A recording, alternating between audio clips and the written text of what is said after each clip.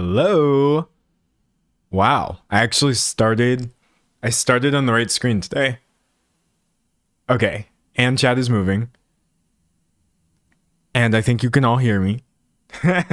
We're not spawning with technical difficulties this time. Let's go. I am excited. Well, kind of excited. I can only ever be so excited when the topics I have are so weird. But yeah, if y'all were here on Thursday, I started the stream and I was muted for like 1 minute.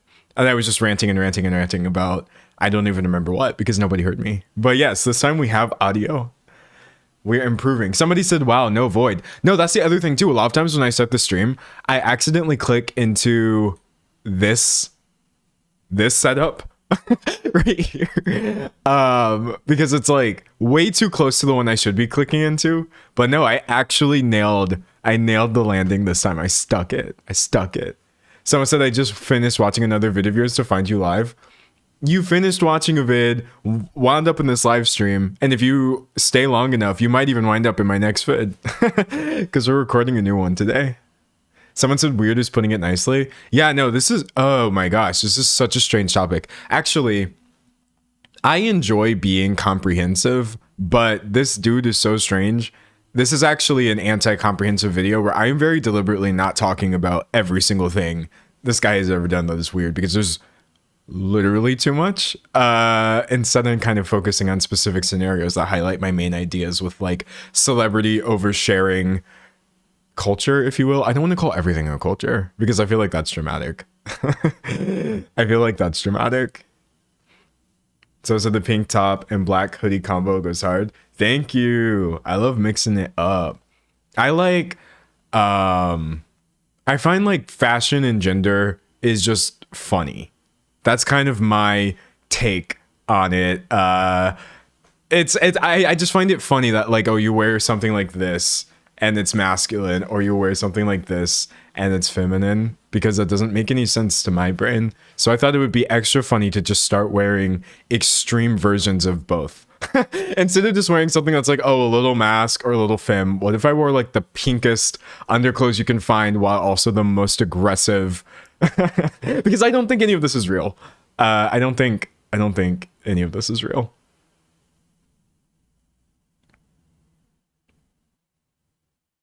I'm reading the chat right now. Someone said Dax for me is just Kristen Bell's husband, TBH.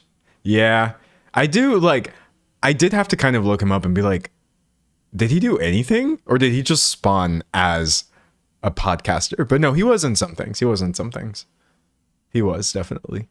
But if you're new to the live stream, if this is your first live stream, the way I usually, someone asked what did Cher say about him? Don't worry, we'll get there. The way I usually run the streams is the first 30 minutes or so, it's just yap. Because I like to let people kind of have time to show up, you know, settle in and stuff like that. So in a bit, I will hit record and then we'll actually start really getting into it, going through, you know, just kind of weird stuff that I think is interesting to talk about. But yeah, until then, I'm just here to chill. I'm just here to hang out.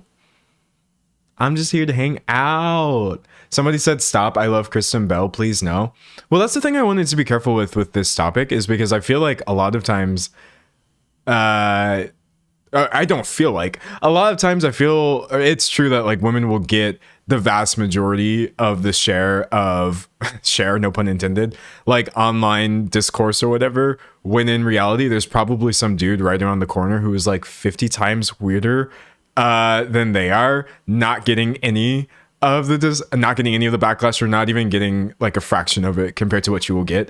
So that's actually why I'm intentionally de-emphasizing Kristen Bell in this video and in this live stream, because like, yeah, she's also just by proximity of being close to Dax Shepard. She's kind of, she can be strange too, but I'm like, I don't want to be that guy who's like, oh yeah, I'm gonna really hyper focus on why Kristen Bell is weird to me, when at most she just comes across sometimes as out of touch. Where we have a really weird guy I think we should be putting most of our energy on. We could get so like lopsided in commentary. Let's make a 45-minute video about why this woman is mildly annoying and just kind of gloss over all these other people who are actually like, gotta go. It's so strange. Someone said, are you going to talk about the Scott's divorce? I'm not going to talk about anyone's divorce, mostly because I don't care about anyone's personal relationship. I know there is a lot of discourse to be had about like so-and-so married so-and-so or they cheated on this person. I don't know if it's just the way that I'm built.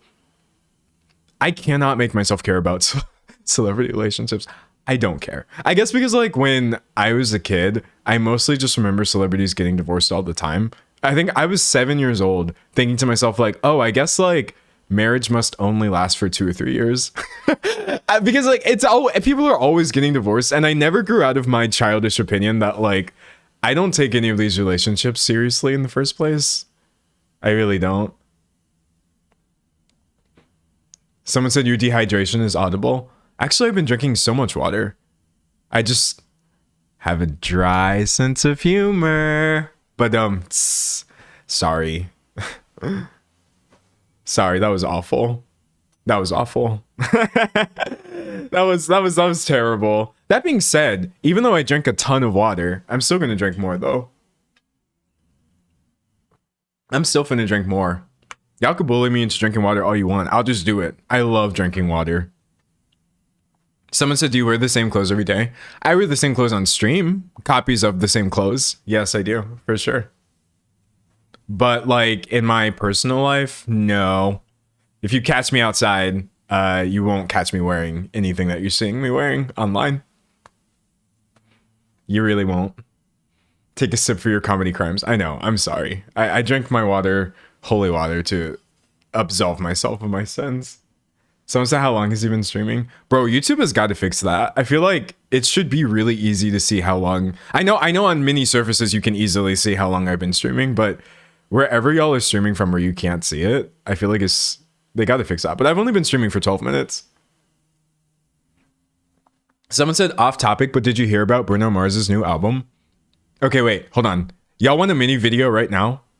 Do you want a mini D'Angelo video about Bruno Mars's new album? Because this is really, really funny. This isn't the kind of thing that's like actually worth me making a video about, but it's definitely funny enough for me to talk about on stream right now. Okay, hold on. This video is probably going to be 2 minutes long. So, hi, it's me, D'Angelo, and Bruno Mars. He's a really popular singer. Does Bruno Mars is gay? Does anybody remember that meme? That meme is so funny. I feel like this might predate like the modern internet, but that is one of my favorite sentences of all time. Hold on. Let's see. There was like this article. Here we go. There was like this article that someone wrote. Ridiculous article just designed to get clicks or whatever. But like the grammar in there was very innovative. And from that article 10 years ago, we got the phrase, or no, this would have been like 11 years ago. We got the phrase, does Bruno Mars is gay, which I think is so funny. The rumor come out, does Bruno Mars is gay. Anytime I hear this man's name, it's not even about his sexuality. I don't care. It doesn't matter. That's not the point. It's just like, I'm always thinking, does Bruno Mars is gay? But anyways, here's my little mini video about his album. So yes, he did announce that he is releasing a new album, right? Bruno Mars' new album. I will say the album cover is not it, but it is consistent with the rest of his album covers, which I also think are pretty mid. All things considered. However, I feel like, no, I'm not about to sit here and defend it. This album cover, bro, come on. You got more money than God. Come on now. But anyways, he put out the first single from his new album, which is called I Don't Remember. It's called I Just Might. I haven't listened to it yet because I haven't really had time to get into it. But I did see discourse of people saying like, oh, why does this kind of sound a lot like the rest of Bruno Mars's music? And then it turned into kind of online discourse of, I personally feel like a lot of Bruno's songs sound the same, which I don't agree with necessarily, but it's still, you know, you're free to express that opinion. Well, someone online tweeted, which is where you know you're going wrong. Someone online tweeted he's been releasing the same song for 10 years, right? And somebody from Bruno Mars's Twitter account responded I don't know. This is a part where you just have to kind of accept that you'll never necessarily know what's going on here. Wait, hold on. The picture I pulled up of this is like 2 pixels wide. Okay, hold on. So I did see very recently, I'll make it bigger. Somebody said he's been releasing the same song for the past 10 years, and Bruno Mars's official Twitter account replied, "And you've never been anything in your life," with the 3 hearts face smiling emoji. And I'm like, that is such an aggro response. That to me is like, I almost wish there was more of a story here, because Bruno Mars claps back and attempts to end random internet person's career because they suggested that some of his songs sometimes sound similar is insane. But yeah, that's my 2-minute video about why did Bruno Mars or someone on his Twitter account reply in such an aggro manner to what was honestly a very harmless comment. I saw many people saying like it wasn't Bruno, it was his management. I don't care. That's not really the point. I'm just saying that is such, bro, come on. I also do feel like celebrities will do this a lot. And celebrities' fans will do this a lot, where if you criticize a celebrity, then someone will show up and be like, oh yeah, well, you're not famous and they are. So, and I'm like, I never understand what point people think they're making with that. I don't have to be as popular as Bruno Mars to have an opinion on his songs. I really, really don't. It's like, I don't have to necessarily be a chef, to borrow a really trite metaphor. I don't have to be a chef to know whether food is rockin' or not. But that being said, that's not a criticism on the song or Bruno, who he probably didn't tweet this, if I'm being honest. He probably didn't. But like, that's all I've got for you. That's all I've got. I just thought that was so funny. It was funny. It was funny because like no one got hurt. No, I love low stakes drama nonsense. I know, like, commentary has a really bad rap of like, oh, everybody just comes out of the woodwork and gets really excited when bad things happen. No. I get really excited when things that don't matter happen, but everybody's still really interested in talking about it. Because then I get to shine and I get to be like, hey, I want to tell you about this useless thing where no one was actually hurt in this scenario. Oh my gosh. So thanks for sharing. You're welcome. That was your mini D'Angelo video. Anyway, we still got some time. I'm going to give us like 5, 6, 7, 10 more minutes, and then we're going to hop into this Dax Shepard stuff. So weird. I will say, though, this is definitely a time where I'm going to rely on, like, nuance, you know, the big new word. I can't call it the N word because, you know, that doesn't come across great. But there's, like, I would say 5% of nuance to be had in this Dax Shepard scenario, but 95% of it is mostly just me saying, ew, get rid of him, please. Someone said, I love harmless drama. It's honestly why I enjoyed Return of the Obra Dinn so much. Is that a video game? Return of the Obra Dinn? Is that like that black and white video game with the really cool looking graphics? Or am I making stuff up? Maybe I'm wrong. Maybe you're talking about Star Wars or something. Someone said, you know where I clocked out? The whole Ashley Tisdale mom group discussion, like blown out of proportion, probably just PR stuff. Yeah, no, I would not make a video about the Ashley Tisdale mom group scenario. If you don't know what that is, like, celebrity Ashley Tisdale made a article where she said she's leaving her group of friends because she felt like it was toxic for her, and then people adjacent to that group of friends started posting weird things and implying that she was the problem and this, that, the other. And I'm like, man, unless y'all add me to that WhatsApp group, I don't have anything to say about this. I saw so many people were interested in it. I don't know. It's okay to leave a group chat. I don't really think someone leaving a group chat has to turn into me making a video about it. Now, granted, there are probably people who could mine that scenario for more context, I guess, or like more points to make. But I will say this, I as a 27-year-old dude with no children and has never been a mom, I don't even have any context to add to that scenario. And I'm also trying to be better about realizing when, like, just because something is commentary, I still may have nothing to say, and therefore I don't think it would be great content for me to make it a video. But if someone else knows how to turn that into a good video, I would still watch it. Someone said, Danzel, please watch Pluribus. Oh, you must not have been here in our last stream. I did watch Pluribus, and I was a fan. A couple minutes ago, I saw someone ask me how I feel about Revenge Seekers by Jane Remover. Revenge Seekers was one of my favorite albums of last year. I think that was last year, right? It, hands down, one of the dopest albums. I mean, in general, I think Jane Remover is one of the coolest artists out right now. I just think the things they're doing are just awesome. And yes, I was a very, very big fan. Ever since JR dropped, I knew that album was going to be fire. And then it was more fire than I thought it was. Oh, I see Jane Remover hype in the chat. Yeah, no, Jane Remover is lit. Jane Remover is litty. Someone said, I remember your video about Ethel Cain. You said you enjoy the type of music she makes. Have you been listening to her newer projects? I think since I made that video, Ethel Cain may have released 2 albums. One of them being like a long, weird, ambient. Was it ambient music? Is how you would describe that? Or it was like weird drone music. I really liked that album.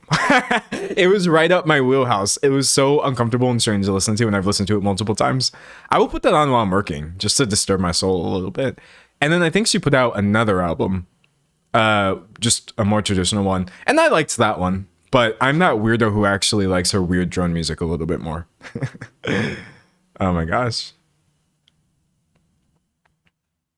Somebody said Everybody's Scream was the best 2026 album. Or do you mean 2025 album? And I don't see anyone talking about You Can Have It All, which should have been Song of the Year. Okay, so yes, Everybody's Scream by Florence and the Machine was definitely one of the best albums of last year.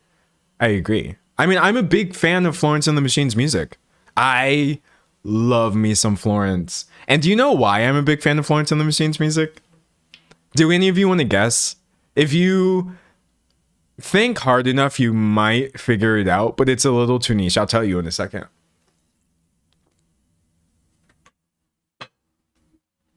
Because many moons ago, for a game called Final Fantasy 15,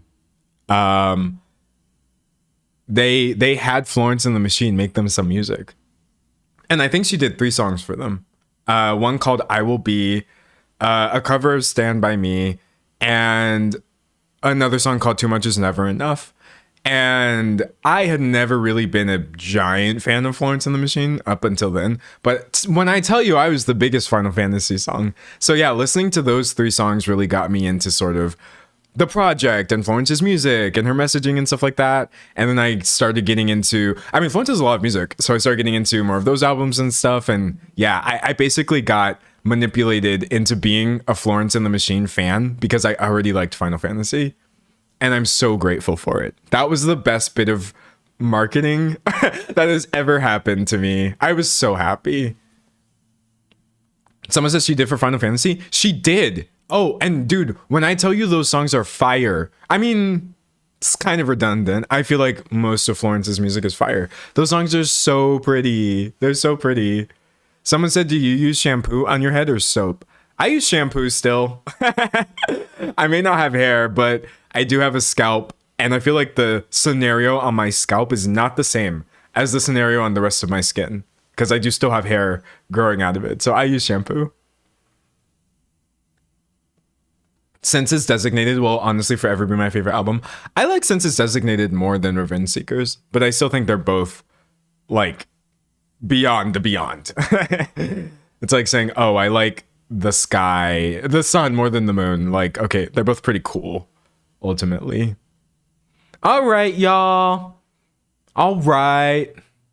Someone said, could I recommend some conditioner? No. I recommend everybody finds the conditioner that works for them. I feel like I have messed up in the past, a long time ago. I've like messed up my hair by taking people's conditioner recommendations. So I don't know what it is about shampoo and conditioner that is so scary. I have no recommendations. I would never be that person who's like, oh, you should use this, and then you use it and your whole hair texture is just messed up.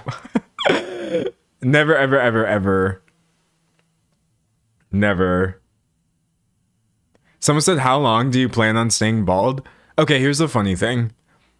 My plan in life, and things don't always go according to plan, I was gonna grow out my hair for as long as possible. Like, long, long, long. I mean, I already had long, long, long hair, but I really wanted to have like the craziest locks you've ever seen. And I was honestly just gonna start waiting until I got a bald spot somewhere on the top of my head. I suspect it would probably happen here first. And I thought like, okay, when that finally starts happening to me, I'll just go bald because I don't want to hang on to things that are trying to leave me. You know what I mean?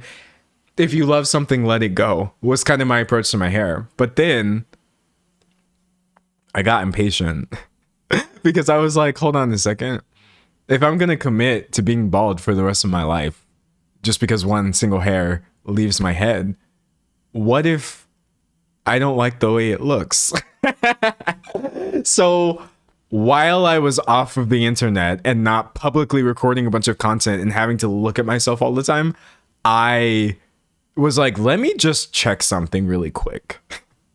Let me check something really quick. And I shaved off all of my hair. That was part of the reason. I also did it because it was really hot outside. I was just tired of being hot temperature wise. And also I was doing a lot of running, and having to wash your hair constantly while having thick locks is not really amazing.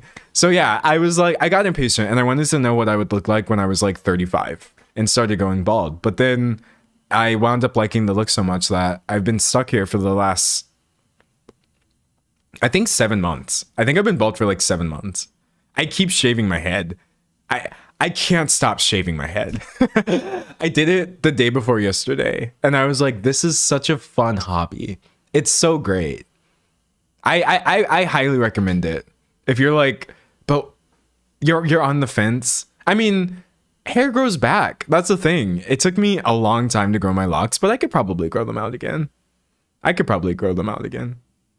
Someone said it was probably really heavy. My hair was like not as heavy as some people might think locks are, because it is literally just hair, but definitely heavy. Like, especially if it gets any kind of wet. That's the worst thing about having hair that is so thick. Oh man, it was a lot. It was a lot. Some said it's so nice in terms of lower daily maintenance too. It is. I mean, locks are kind of low maintenance as well, but like, no, this is so easy. It's so easy. And most importantly, I never have a bad hair day. And I cannot stress how unstressful it is to never actually have to worry or care about what does the top of my head look like. I didn't realize there was always like that 5% extra little bit of stress of like, oh, I have a lot going on in my life right now and I have to do all these things and I'm behind schedule and my hair is a mess. Taking off that last 5% has been so nice for me. Anyway, someone said you need to put sunscreen on your head even if you have hair, by the way. Is that true? I didn't know that. I don't know how I would have put sunscreen on my head when I had hair, because my hair was really, really thick. But I'm always pro sunscreen, period. I'm never anti-sunscreen. Someone said, are you a Virgo rising? Yes. I mean, I'm a Virgo. But then like a few years ago, NASA or somebody was like, oh, actually, there's this other way of counting the stars or whatever. And they said that I could also be a Leo. And when I first started looking into astrology, that had just come out. So I thought I was a Leo this whole time. And I was telling everyone like, yeah, I'm a Leo. But then everyone told me, no, actually you're a Virgo. And I was like, what? But I identify so strongly with all this Leo stuff that I was reading. So technically, what with me being born August 29th, in the traditional sense of things, I am a Virgo. But I thought I was a Leo, and I was literally rocking that Leo lifestyle because somebody in space lied to me and told me that that's what I was and that science had changed. But someone said the third sign is propaganda. I ate that propaganda up. I believed them. They said there was like a 13th or something. They said there was like extra stuff and I wasn't educated, so I just believed it. And because of that, I thought I was the wrong sign for like years. And I would argue with people. I'd be like, no, like, science has changed. Anyways. All right. Someone said astrology isn't science anyway. I know, I'm joking when I say science. Obviously, it's just more of like a fun thing to look into. All right. I think the vibe is good enough. I was just waiting for the vibe to get good before I start talking about, well, honestly, things that have rancid vibes, but I think I'm pretty happy with where this vibe is going. So if we're down, let's get into it. If you have anything else you want me to talk about, just remember, just keep it in your noggin and bring it back up after we go through the Stack Shepard stuff, and we can talk about more stuff. Oh, and I'm going to take the difficult person test. I'm excited for that because I wanted to do it last time, but it was going over so long. Okay, but anyways, yeah, I'm going to go ahead and start recording. All right. Don't be shy now. Don't be shy. I have a question for you. I feel like I always start my videos off with a question, but I swear I am genuinely asking. Do y'all remember asking your parents the weirdest stuff when you were 11 or 12, 10, whatever? I mean, I'm not going to lie. I was asking my parents some weird stuff even... I still ask my mom weird stuff at 27. But did you remember just having the dumbest questions of all time at age 5 or whatever? If you're lucky, if you had parents who were trying to be decent, you know, they would explain things to you, kind of break down the world and filter it down for you.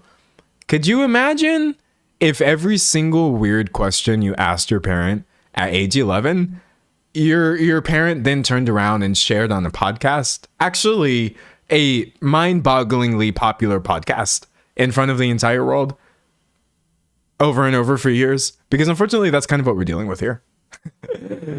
Unfortunately, that's kind of what we're dealing with here. All I know is like some of the absolute nonsense that went on in my brain, which I was entitled to. I'm happy no one ever knew just how silly I was when I was 11 years old. But yeah, no, I think celebrity oversharing has gotten to a point where now we know every single, dare I say, dumb question. They're not dumb questions if you don't know things. It's not stupid not to know things. Every single little question. It's so unfortunate. So I would not be okay with that at all. Yes.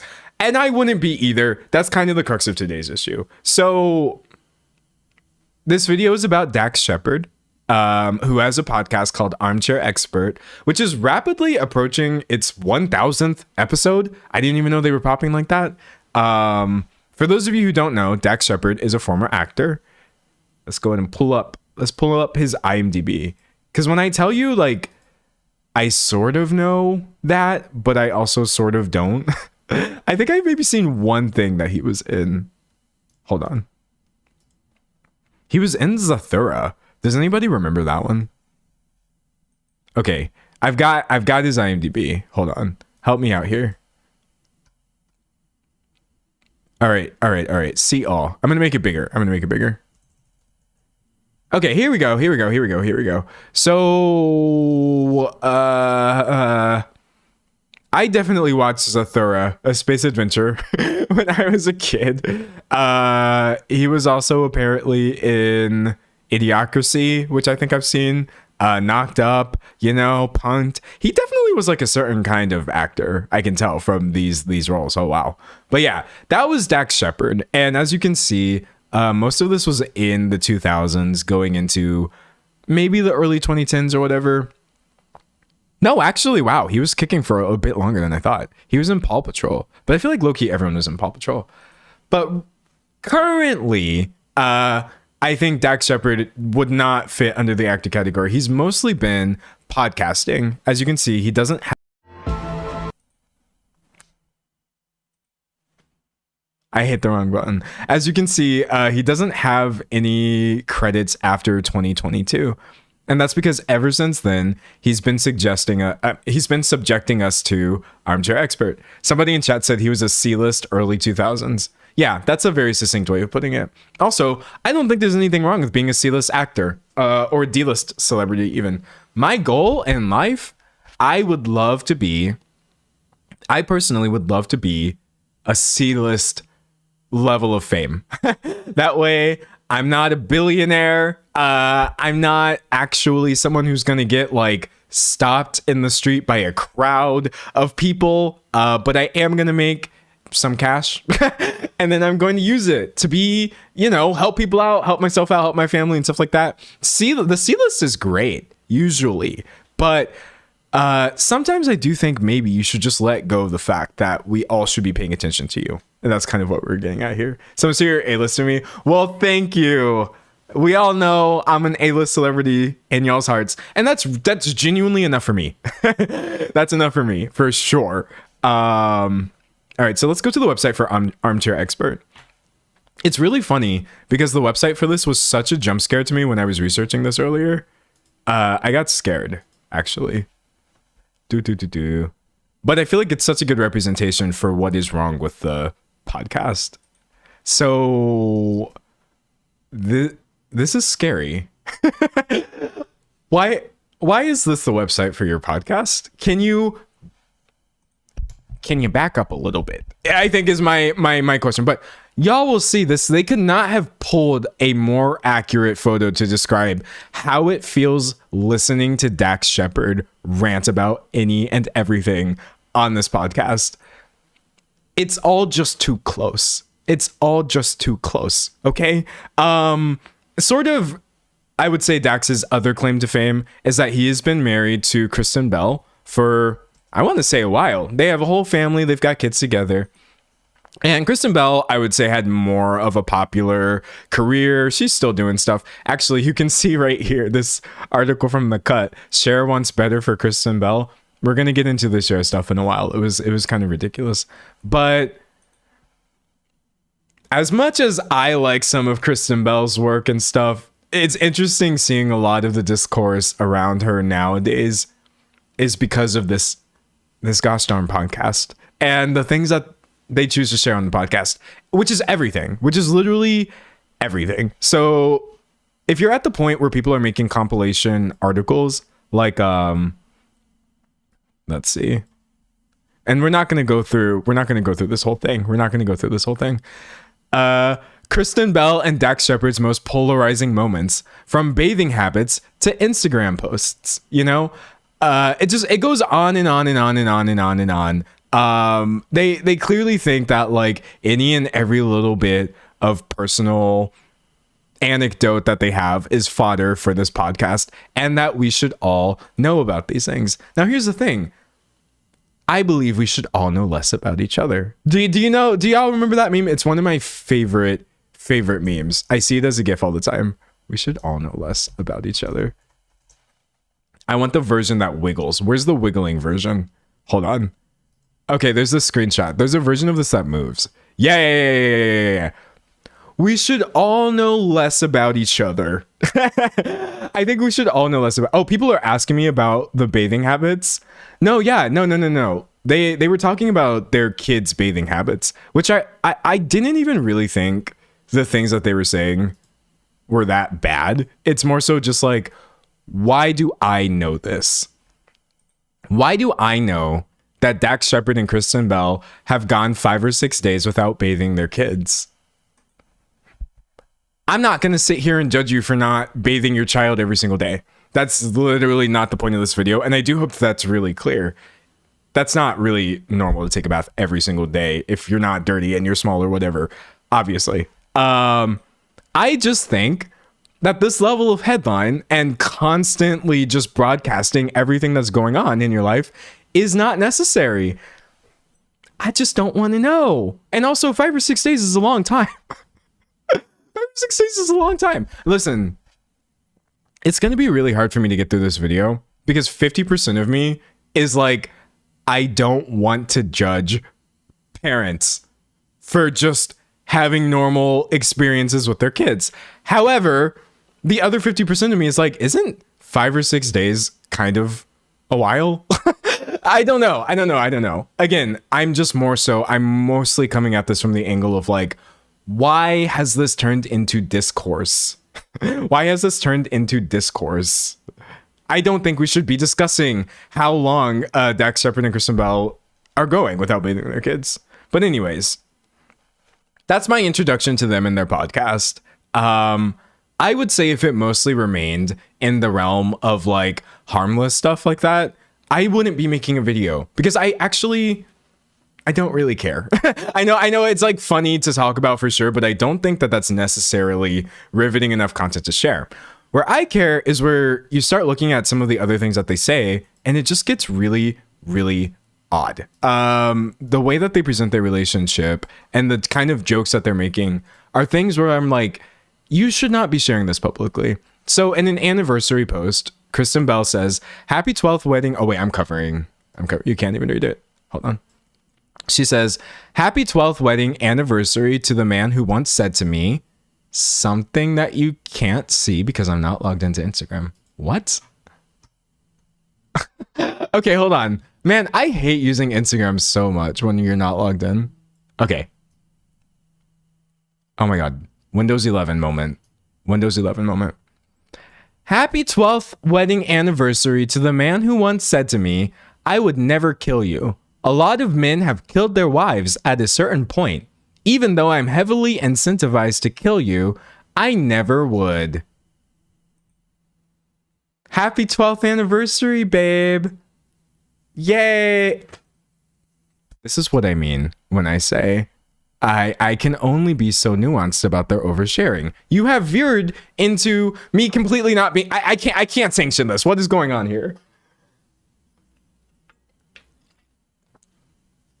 That is insane to post about. Listen, even if there was some whacked out context in which like that was actually funny, even if he said that to her and she actually genuinely found this funny, why would you think it's going to come across to the rest of us as funny? You know what I mean?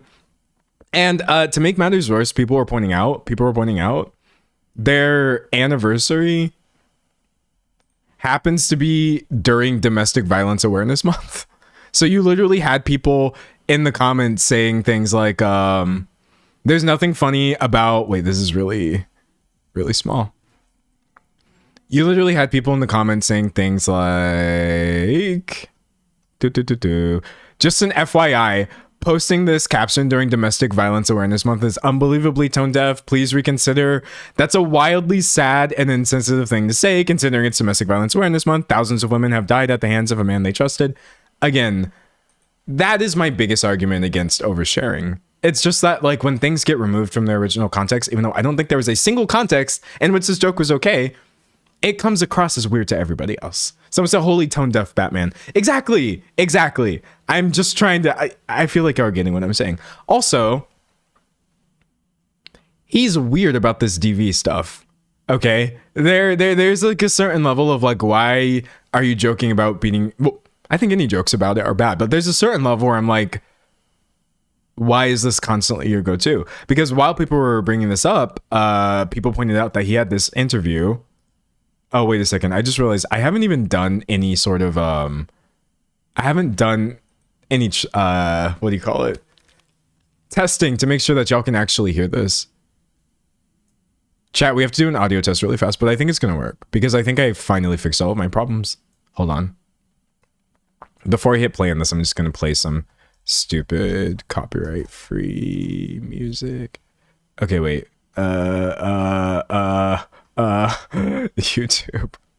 Wait. Oh, I spelled that wrong, but that's okay. You don't have to spell anything correctly anymore because they'll just fix it for you. All right, here we go. Can we hear this?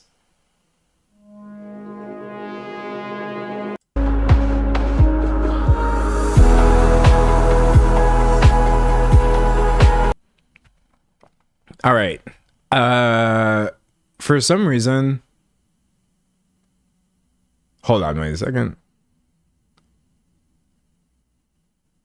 Okay, I'm glad that you can hear it. My computer is doing the thing again where I can't hear it, but I'm not going to take 20 minutes to fix it this time. I remember exactly what the problem was last time.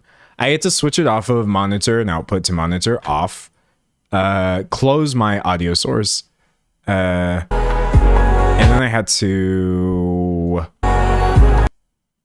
to switch it back to monitor and output. That way I can hear it. Hey, I fixed it. Hold on a second. I speedran that. Who was here last time? Who was here last time when it genuinely took me, I know the exact number because I edited that footage. I think it took me like 13 minutes to fix this problem. And I fixed that. Someone said D'Angelo's learning. I'm learning and growing. I'm really proud of myself. I didn't even have to derail it. Okay, this is really fire. Let's go. Okay. I felt like such a pro. I'm like, oh, we have an audio monitoring issue. Hold on. Let me go to advanced audio properties and switch it to monitoring off really fast, and then toggle monitoring on and output. And then I should be able to hear it. And then I did. I'm so smart. This is crazy. I say I'm so smart as if I'm the one who figured this out last time. Okay. Anyways, you're all congratulating me, but now you're all about to scream when I play this clip for you. Yeah. Well, it's like driving it's a four-door, school bus, full-size diesel, huge truck, and sometimes. So he's talking about them being together in this car, and she's sharing the story about what he said to her.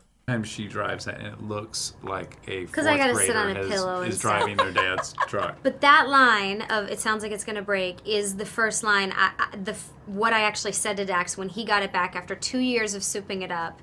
He said, "Let's go to brunch." He was so excited. We drove to brunch, and the first thing I said 5 minutes into the ride, I said, "This sounds like it's gonna break." Now, before we get into what he says, I want you to really think about what's going on here. This is an ego thing, right? If he cares about this car a lot and she's making a comment, an accurate comment that like, yo, your car sounds busted, bro. What's going on here? Let me ask if you think that this is a appropriate response of somebody. You feel like your ego has been bruised a little bit. And I was very offended. And then I hit her several times. And then I got beat up, and yeah. I guess what? I never opened my mouth again. My goodness, you guys have quite the interesting relationship. Yeah. Bro, you gotta go. What do you mean? And then I hit her several times. This dude is just so weird. There is, again, I'm taking the vast majority of nuance I would have for most people in discussing this and throwing it out the window because this guy is just straight up not normal. It's just not a normal way of, and also, again, why would you think that this is cute in an interview? Why do you think that not only is this funny to say to your wife, but it's going to come across as really hilarious? It's going to be so funny when I tell this. I'm going to sound like such a cool guy. Someone's on a press run? Yeah. When it's your job to make everybody like you. That's how far removed from reality you are. Nah, fam. Somebody said quite the interesting relationship indeed. I know. First of all, I feel sorry for Kristen. I think is the first person I feel sorry for. And then I also feel so sorry for this interviewer. she's just like, that is the face of somebody who doesn't absolutely not know how to react. And how would you react to that information? Somebody said he's way too eager to make domestic violence jokes. Exactly. And what is the purpose of jokes like this in the first place anyway? All it does is normalize it. And it's not a funny thing. It's really not a funny thing. Someone said interviewers are too polite. I mean, here's the other thing too, though. It's low-key kind of hard for me to blame an interviewer in this scenario when it's like, I would be kind of scared. Now, I personally wouldn't be scared, me, myself, being in this situation. I feel like I'd be like, oh, okay, that was a really weird joke, but let's just move on. But a woman being in that scenario and just kind of being like, oh, okay, let's diffuse these jokes about him beating his wife because she said something about his car. I don't blame her for not saying anything. I truly, truly don't. I truly, truly don't. A lot of people saying they couldn't sit there like her. Listen, I understand. I definitely understand wanting to say something, but I have an equal amount of empathy for any woman who's just like, okay, haha, let's just keep trucking. Because like, what are you really, really supposed to do? He put her in that scenario. You know what I mean? It's not really like she has responsibility in this situation. It's so weird. It's so weird. Someone said, and the other one laughing about it.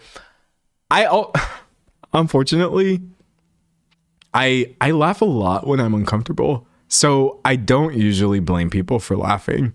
You might have even noticed that in my it's something I wouldn't say I'm like insecure about it because I can't really control that. But yeah, no, I think my first default when I hear something that is deeply off-putting is to laugh. It's not an indicator that I think what's being said is funny.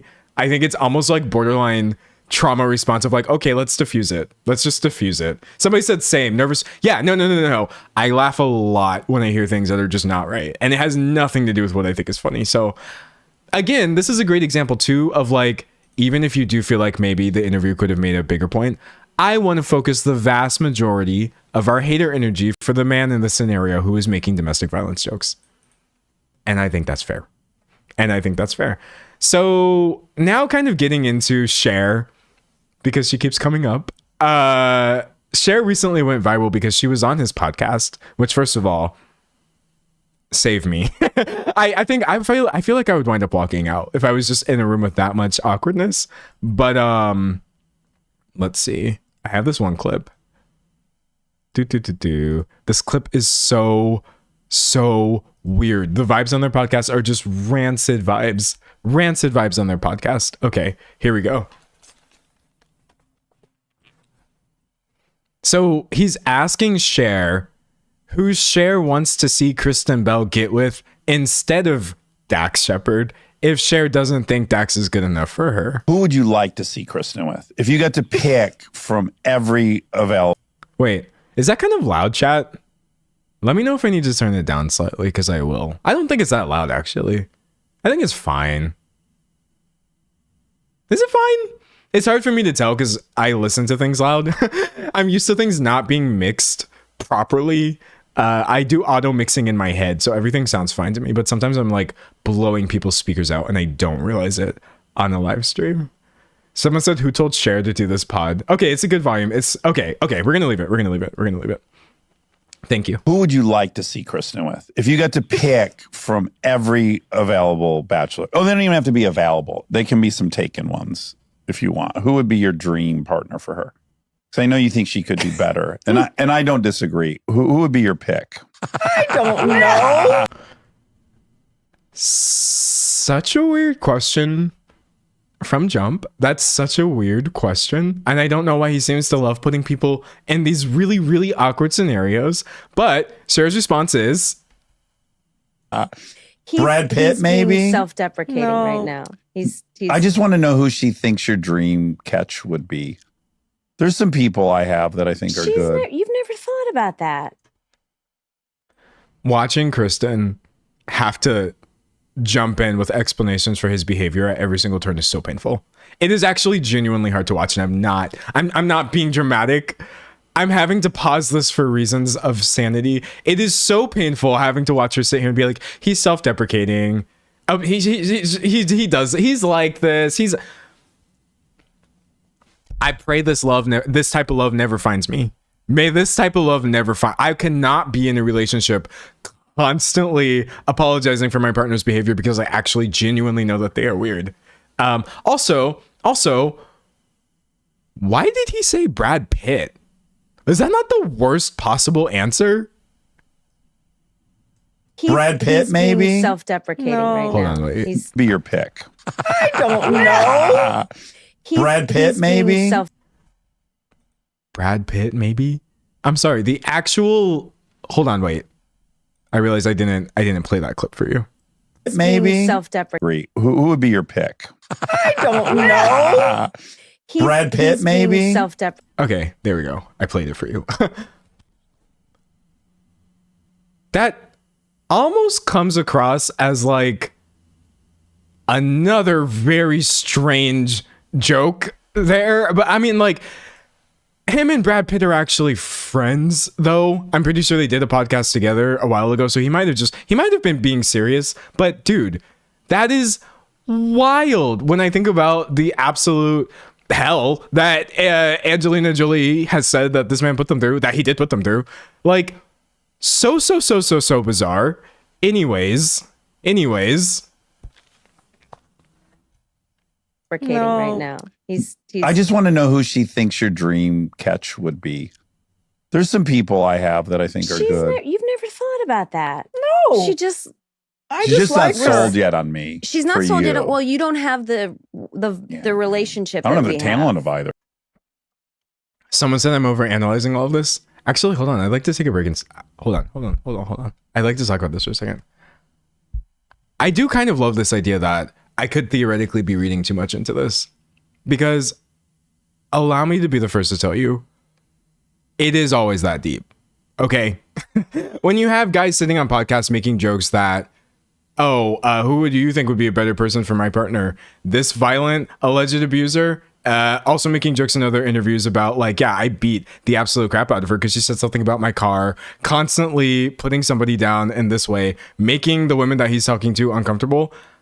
I hate to tell you, I'm not overanalyzing. Or if I am overanalyzing, I'm okay with putting this much scrutiny into something that I find is actually indicative of things that are way too normalized. We shouldn't just be watching clips like this and not pointing out how literally every single 5 seconds a new red flag is spawning. I don't really think this falls under an analysis, but that's just sort of my opinion. of you guys. So I mean that part No, is but the truth is, I trust her. So you must have something that I don't see. yeah, there you go. We're There pulling it that is. clip, by the way. That's incredible. Yeah, that's incredible. So that was that clip. Cher saying, well, you must just have something that I don't see. Which, like, that was like less than 10 words and she just dragged him. She dragged him. She dragged him. Somebody said we're watching this guy admit to DV and we're overanalyzing. Yeah, no. I don't buy this overanalyzing idea personally. But yeah, I thought Cher's response was kind of the best that she could come up with. She's usually pretty effortless in like dragging people, which I think is hilarious. And in this case, I can't think of anybody who deserves it more than this absolute weirdo. Somebody said I'm curious to see how that came up. I don't really know, actually, because I am completely unwilling to comb through this podcast and see why he was even floating the idea of finding other partners for his wife in the first place, or who Cher thinks that she should be with. But yeah, I saw, believe it or not, I saw people online, it wasn't a majority opinion, saying that like, oh, Cher is being harsh, or that's not a nice thing to say about somebody, or this, that, the other. And I'm like, no, dude. It was a completely valid response to what was a question that she should never have been asked in the first place. Someone said you can feel how uncomfortable it is through the screen. Okay, yeah. So speaking of uncomfortable, I've kind of structured this video as an iceberg, starting off like mildly uncomfortable and then just getting increasingly worse as we go down. I think where we start getting into, okay, I literally can't sit through this anymore, is when he starts talking about his kids, because every single headline that comes out about this man and his daughters is just so bizarre. I don't understand why you're constantly in a public space talking about your children in this way. Dax Shepard shared the unfiltered way that he and Kristen Bell are explaining sex to their 6 and 8-year-old daughters. That's not weird, right? But then saying things like, I do not want my daughters to have sex so they can get approval from somebody. But if my daughters are horny and want to have sex, that was my favorite activity, remains my favorite activity. I'd be lying if I said I was in any way anti that activity. Broski, you're doing too much. You got to dial it back. You're coming in. I understand. I understand your attempts of being open so that your kids feel like they can talk to you about anything. This doesn't need to devolve into like, oh, I can't wait till my, yeah, I was super horny. And when my daughters are horny, yeah, I'm going to be there for them. Again, why do we know this? Why do we know this? This is so bizarre. And I don't want to sit here and take him out of context and make it sound like he didn't have a good point. He said right here, the most generic thing every guy says to me is, oh, you better have a gun. There's going to be guys coming around. This notion that I have to protect my daughter's virginity with great prejudice, if necessary. He's essentially saying that in general, people are way too weird about the concept of virginity, which is a social construct, by the way, anyway. So like, yeah, that is true for shiz. But why this has to be talked about in this way, winding up in these BuzzFeed news articles, I really could not tell you. And it's like, there should not really be more than one of these headlines, no matter how open you are or how modern of a parent you're trying to be. Dax Shepard recalls his 13-year-old daughter's hilarious reaction to watching a racy sex scene with him.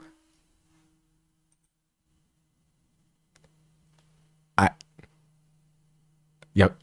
I don't want to just feel like a Puritan. I'm really tired. Like, I know Gen Z gets called Puritans all the time. I understand. This ain't me trying to be that.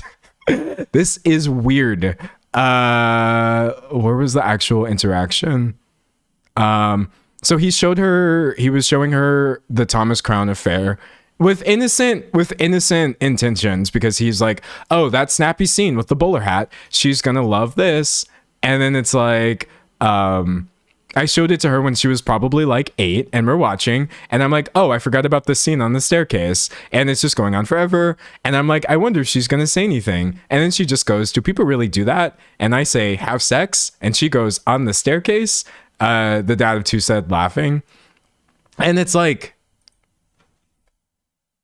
this is not a for everybody conversation. It is okay if, like, I mean, first of all, you shouldn't be showing your kids things, like crazy things, obviously, that are not for kids, but that's not what the story was. I do think a lot of these headlines get twisted into, oh, Dax Shepard is constantly doing really awful things or whatever.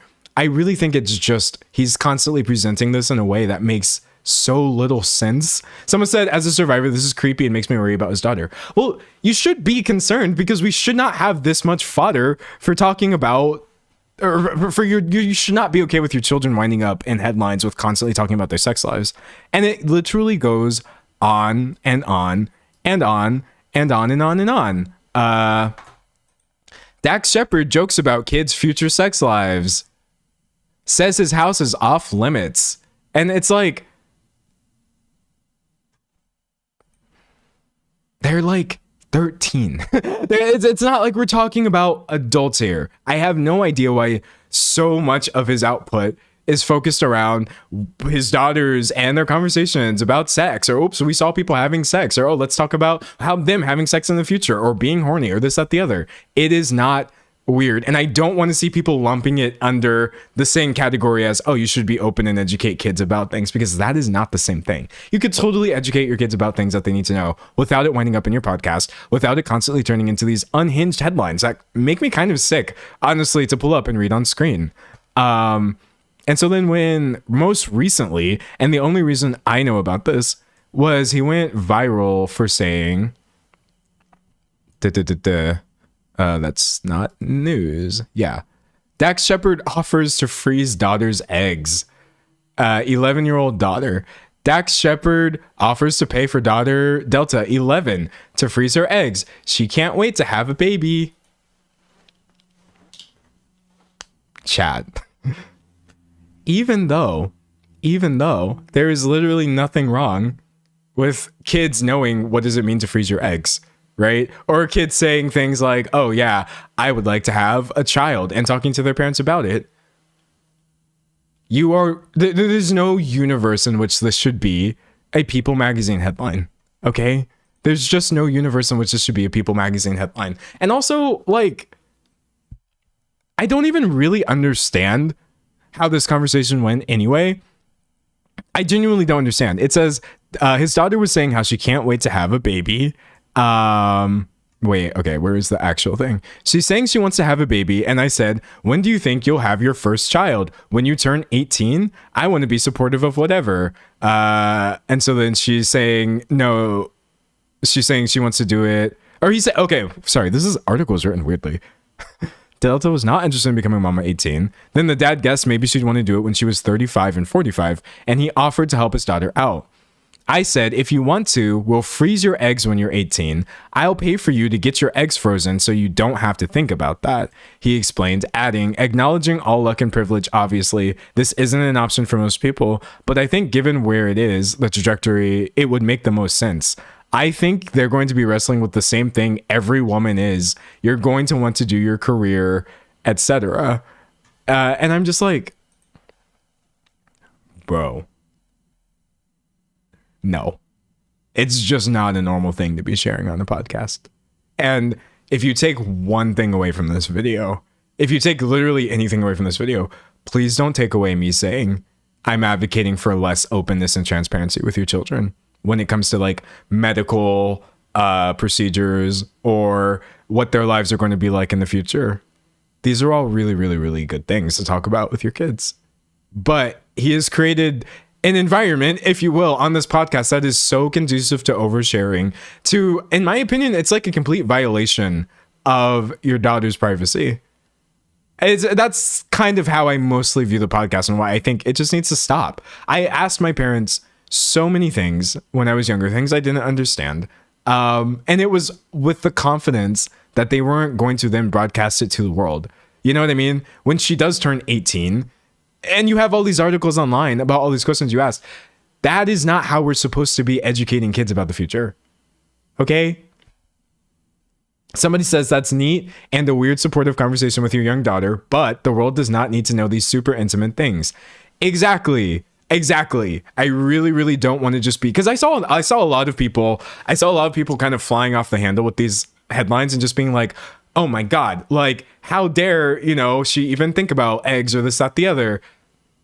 Honestly, I don't really think that is the main thing that it makes sense for someone like me to be pushing forward. I'm never advocating for less transparency. I'm more so just like, you've got to stop sharing this on this podcast. Someone says it's a complete violation of their privacy. Exactly. I agree. I genuinely agree.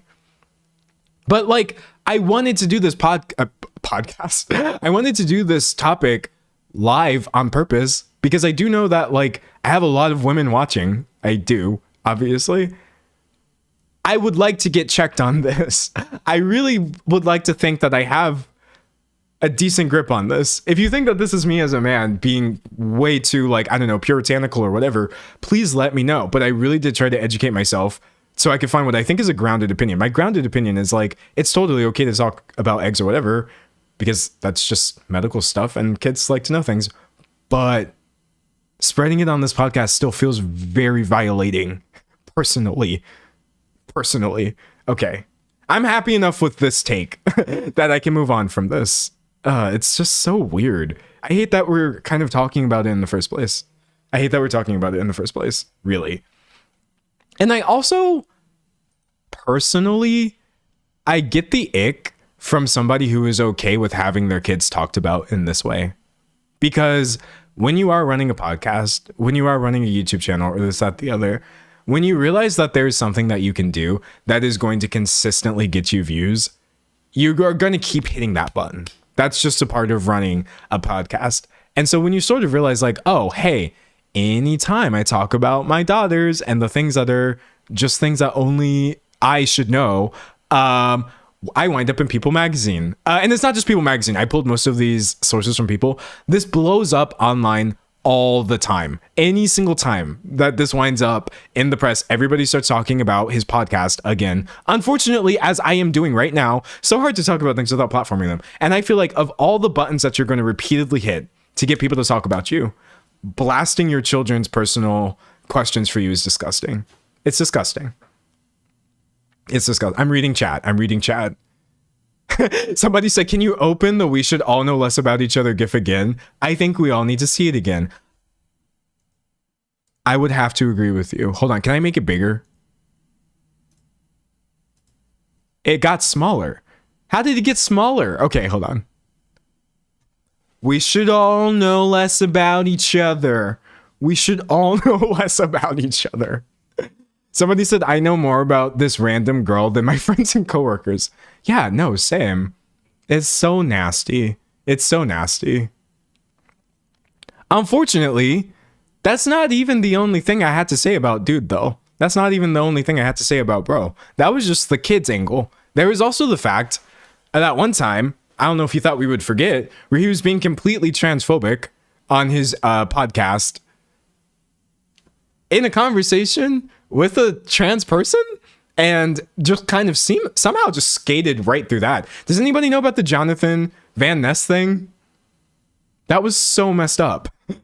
I actually low-key feel like even though it was kind of a big deal at the time, it should have been slightly bigger of a deal, personally. No, I'm happy to tell you about this because this is just a mess.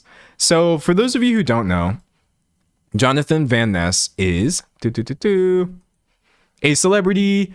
He's non-binary, uses any pronouns, she, they, he. I believe his Wikipedia says he prefers he, so I'm just going to be using those in this discussion.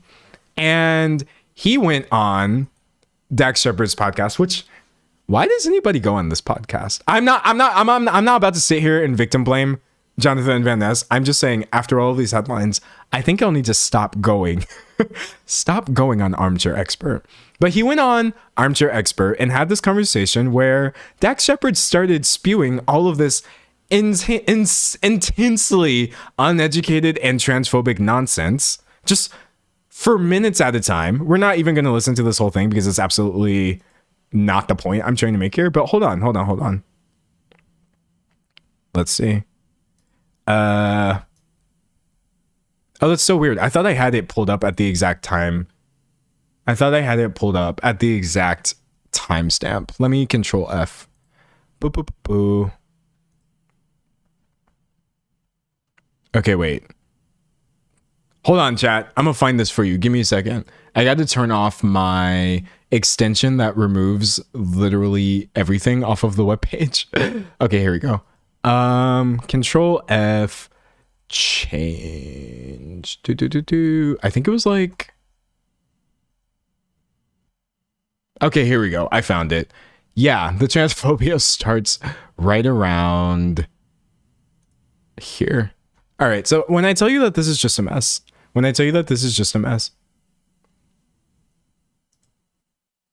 estrogen for more than 1, 2, 3, 4 years. I think what a lot of people in Okay, so this, you can't see, but this is Jonathan Van Ness. I'm sorry. I was about to give you misinformation. This is Dax Shepard speaking right now. I think what a lot of people... what that article in the Times was pointing out is anytime you have any questions of a movement or any pushback, I think to say that someone can't question without threatening to take someone's rights away, to explore these things. Some people are very uncomfortable about teenagers transitioning. They're challenged. Okay, we're starting off strong. Some people are very uncomfortable about. Sorry, go ahead, Dax. Let him cook. Challenging that. How do we know that the person's not going to change their mind? Then there's another counter argument. Well, if they kill themselves, then that's really fucking permanent. That's a good counter argument. This whole notion that to be critical or to question, you're seeing the whiplash reaction to that. That's what this fucking Texas shit's about. Because to even question it makes you an enemy. I don't think that's the way forward. Actually, I do think that questioning people telling you, oh, hey, I need this medical assistance, please, does make you an enemy. I think the fact that on his podcast, Dax Shepard really did sit there opposite a non-binary person and really tried to both sides gender affirming care is insane to me. So I'm not going to play, I'm not really going to get into this because we have all heard these same talking points parroted ad nauseum at this point, but it got to the point where Javian, I'm shortening their name to Javian. Jonathan Van Ness is a long name. Javian wound up in tears, literally in tears over this. Hold on, let me pull that. And Variety's got the transcript. And I feel like even despite crying in an interview or on a podcast because you're really upset, Javian was still being very, very level-headed about this, saying, okay, so Shepard responded and they were talking about this for over 20 minutes. And then Van Ness said, as a non-binary person, it is disappointing when people claim to be fighting for women while excluding trans children from playing sports. I'm not calling you transphobe. You cannot be transphobic and still have thoughts that espouse trans misogyny and espouse transphobic ideologies and beliefs and not be transphobic, Van Ness said. Beautiful statement. Don't worry, Javian. I am calling him a transphobe. Let me do it for you. Van Ness said they were hoping to come on Shepard's show to chat about their podcast, to which Shepard responded he did not intend to start a debate, and then praised Van Ness for being an activist. As they started to break down in tears, Van Ness said they could just cry because of how exhausted they are from having to fight for little kids who, quote, just want to be included. I wish that people were as passionate about little kids being able to be included or grow up as they were about fictitious women's fairness in sports. I have to tell you, I am very tired, Van Ness said to Shepard, who apologized again. Now, because Dax Shepard did apologize, I guess, to Javian's face and say like, oh, sorry, with Van Ness constantly explaining like, I'm not you're not really the issue. You're just kind of being a face of the issue. I don't even really think Shepard put out any sort of statement after this, which is absolutely ridiculous. Someone said, I understand why they'd get emotional. Yeah, actually, okay, hold on. Brief digression. I don't have the clip anymore, but do y'all remember? Who here remembers my Joe Rogan video? Some of you may not, because it was literally just one video out of like 70 that I had posted in a long streak of videos. But one of them was about Joe Rogan doing stand-up comedy. In that video, there was a part where he was being really transphobic on stage or whatever. And while recording it, I actually got really, really, really pissed off because I actually I zoomed out of myself for a second. I was sitting there with my long hair and my YouTube outfit, you know, saying all these things. Yeah, I'm really dunking on Joe Rogan. But then I actually realized, like, wait a second. This dude is on stage. He is on a platform on Netflix being transphobic while everybody is laughing. I actually got kind of teary as well. I'm proud to it. I'm not ashamed of admitting I got really, really upset. I had to stop for a second and just kind of sit there and be like, oh, that was weird. I didn't expect to suddenly zoom out of my body and realize that, like, we have to dance around hate so much. You can be so hateful that you can stand on stage and spread hate while people clap for you. And I have to watch all my words and do all of this nonsense just so that people don't dismiss everything that I'm saying outright. And that is why I feel like I understand exactly what JVN was saying when they're like, what did they say? I'm just tired. I'm just very tired. Where was the clip? Oh, emotionally exhausted. Yeah, emotionally exhausted. I emotionally exhausted is how that Joe Rogan thing left me feeling. And so I feel like I had the benefit of not being live when that happened to me, right? I say happened to me as if I was the victim there. But I was kind of going through it. I had the benefit of not being live, just having a normal human response, cutting it out of the video because I did not want to derail my main point, which is that Joe Rogan is ultimately not funny. But I feel like having a moment like this, I have empathy for, like, in a live setting. Now, with that being said, apparently they being Dax Shepard's people, edited the heck out of that clip. And actually, apparently, it sounds like Dax Shepard was being even worse than what we know. So hold on, I'm pulling that. He was talking, JVN was talking to Kiki Palmer.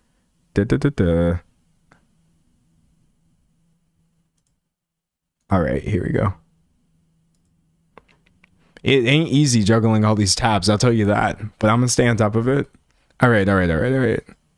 Model for it, right? And it's not even about a soapbox, but it's just being like real straight up and saying that's what is missing. That is what's missing is like how you want to truly impact. But you also heard recently that kind of went really. It didn't. I tried to take it to the left, but it went more to the right. I'm on the goddamn floor. But what I wanted to say, I really want to talk to you about this because you're somebody that I know I can have this conversation with. My big thing that I see a lot is the gay agenda, the LGBTQ plus agenda, the transgender agenda, you know, this whole like, oh my gosh, you know, a gasp, you know, that they keep on pushing this to the kids and pushing to the. My big thing is that the only agenda is that people stop being beaten, bullied, murdered, and pushed to the point of suicide. I mean, first of all, I'm going to leave that in the video because that was said much better than I could have said it. I do think that is really the only agenda, is to be seen as a human being, which makes all of this so incredibly infuriating. Thank you, Kiki Palmer, for having any sanity or sense. Really don't think people understand that the point of normalizing what should be already normal, people living in their truth, being who they are, loving who they want to love, being who they want to be, is also based in the reality that people are being killed for not being able to be. And so I really hate that people don't understand. Like, you want to talk about the agenda.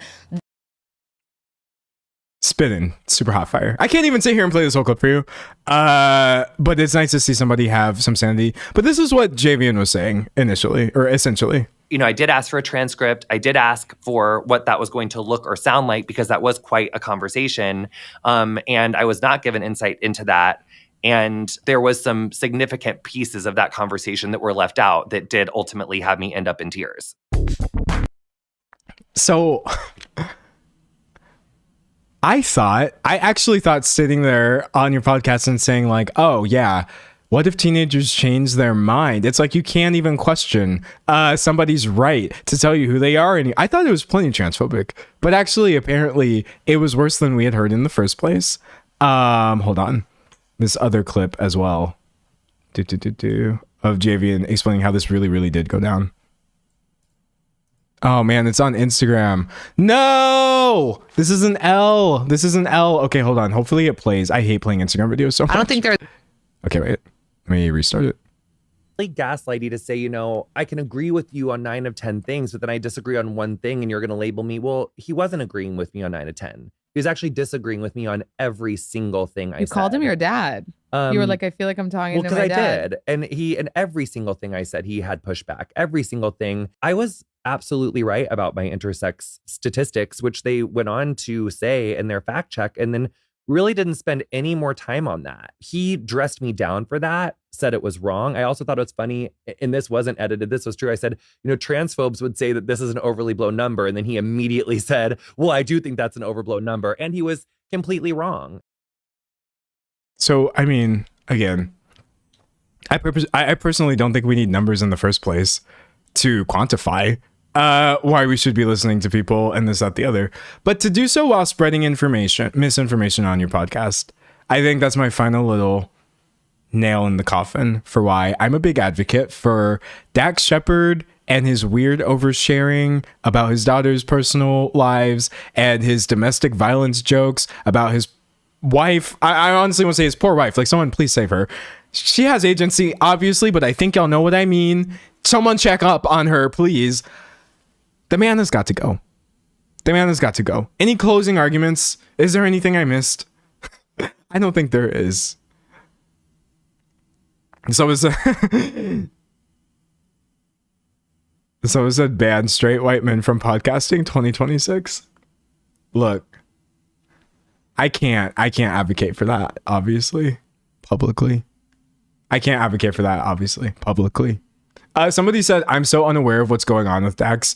That's okay. That means you may have missed the last 51 minutes of my stream, but I'm going to edit it for you and you can watch it later. You can watch it next week.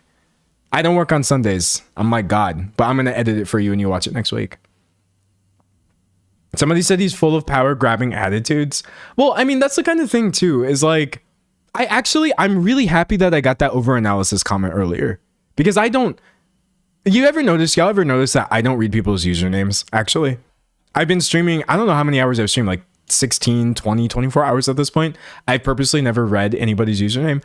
I don't want to single anybody out, because I feel like every single chat message I get is like essentially a perspective. Even if I disagree with that perspective, I don't think it's really cool to be a live streamer, single out someone who disagrees with you and be like, oh, well, Joe Schmo said that I'm overanalyzing this clip. Let's all sit here and laugh at Joe Schmo right now.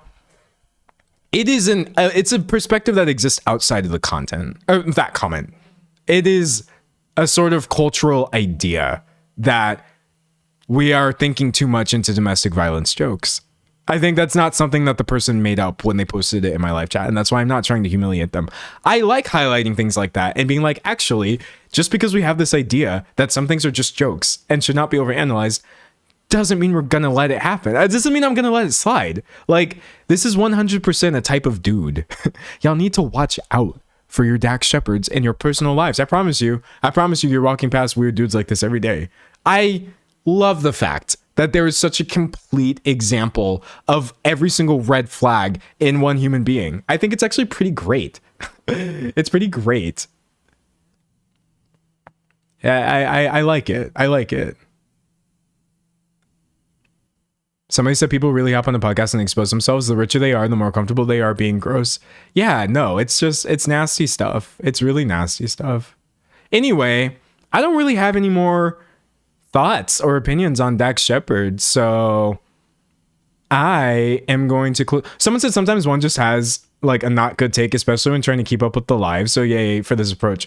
No, for real though, like, okay, I don't want to sound like I'm dragging people, but I get really, really uncomfortable when streams turn into like, oh, hey, let's all laugh at this one person. I see it a lot. I'm literally not naming names. It's not the point. I see it a lot where a content creator will feel like, oh, this is stupid to me.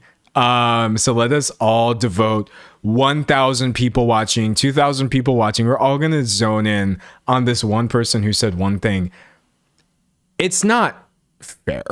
I've never seen that as fair. Honestly, you can type whatever you want in the chat. I'm not going to humiliate you. Even if I disagree with it, I will absolutely be like, okay, here's why I don't think that this is right. And if you're just being ridiculous, I'm probably not even going to mention it in the first place. But yeah, I never want my chat to be somewhere where you feel like, oh, okay, I feel like you're wrong or like you're doing too much, but I don't want to say it because is he going to start clapping back at me the way he claps back at celebrities or whatever?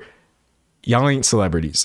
And I'm not a celebrity either. I feel like we're all in this together. So no, it's not me versus my chat or even me versus bad takes in my chat. The more alternate perspectives, I wouldn't call them bad takes, we have in my chat, the better my content is. Someone said it's hard to express yourself in a short message. It is. Honestly, all I ask is that it's just like a two-way street. Know that sometimes I'm going to be a little circular too, because it's also really hard to express yourself live on camera. Know that sometimes I'm going to say things that just did not come out right. Or sometimes you're going to feel like I've been hammering home a point for a little bit too long or this, that, the other. You're definitely entitled to those opinions, but please know it's a little tricky. I'm doing my best. And I will similarly believe that most of you in the chat are doing your best and you're not just here, you know, to make everything worse for everybody. But anyways, that's enough about that. Let's go ahead and record an outro so we can get into the fun stuff. I'm going to record my outro right now. Smile and wave. You're all going to be on TV. Anyway, that's really all I have to say about Bro, who hopefully you or I never have to think about after this video. But I actually recorded this video live right here on YouTube, where I stream pretty regularly Tuesdays, Thursdays, and Saturday at 12 p.m. Eastern Time, unless I don't. In which case, I have just simply chosen not to do my job. I'm probably sleeping, and that's on you, not me. Anyway, I really do hope to catch you in the next video or stream, and if not, it doesn't matter that much. Bye. All right, y'all stay here. The stream ain't over. The stream ain't over. I'm gonna stop recording. Okay, cool. Do we have thoughts? Do we have any thoughts or opinions before we transition into the next stage of things? Any like ideas, any vibes? I have so much stuff to do today. I really, really, really want to take the difficult person test. I think it's gonna be so fun. Oh, wait, and I also want to have like a serious topic for a second. Okay, hold on. I'm trigger warning for like insane violence and stuff, but it's probably stuff you've all seen. What's going on right now in the United States with ICE is ridiculous. Now, here's the thing. Ridiculous is not a strong enough word, and you know this. You know this. Here's the thing. Me uploading pop culture commentary content, I'm not like making a video about it, just so you all know. But I would like you to know that like I'm also not in a bubble. In the process of finding things like this that I believe fit the channel to talk about, I am seeing obviously the vast majority of the news coverage recently has been over ICE agents in the US just point blank murdering somebody in the street in their car, which is insane. And one thing I would like you to know is like, just because I am not talking about that, because it's not my channel, it's never been the point of my channel, I saw it and I was appalled. I was thinking to myself, like, did we not already have the police to deal with? Well, I mean, it's not even just the police, by the way, in the United States. It's like, did we not already have enough forces at work to deal with that make it so unsafe to be a person in this country who essentially does not hold power. And it doesn't matter what kind of power you don't hold. Just by virtue of not literally being within the Trump administration, I don't think you're safe at this point, which is truly ridiculous. Back when people were talking about Black Lives Matter, as they do, and drawing attention to just the injustice of like law enforcement and the police force and stuff like that. If you had genuinely asked me what I thought that was going to look like 5, 6, 7, 8 years in the future, I didn't think the answer was going to be like, we would have another organization that we all now have to be worried about. And here's the thing too. What ICE does is wrong, not just for American citizens or people here, quote unquote, legally, whatever. I don't care about that. ICE is bad for everybody. Even if this wasn't a case where ICE was endangering citizens in the United States or whatever, I would still be against them. I actually really, really hate the idea that we need to have a vendetta against anybody who's in this country, in your opinion, illegally. We gotta show up at the Super Bowl because Bad Bunny's performing and arrest all the Latino people. This is literally how they're talking about things. So it wasn't really necessarily a thing where I needed to see ICE start turning on even people who are considered to be documented before I started thinking it was a bad organization. It's literally always been a problem. I'm more so just saying it's turned into a problem that I really couldn't have predicted. I hate the United States' dominant opinion on immigration and this idea that like you can just totally strip away somebody's dignity and their right to safety just because you have decided that they're breaking the law by being in your country. It's really, really genuinely disgusting. But now that it's turned into something where like, oh, these same people, we're just going to deploy them to places we don't like where they will shoot people for, it was already no reason. Now it's just honestly borderline like randomness. It's left me a little confused.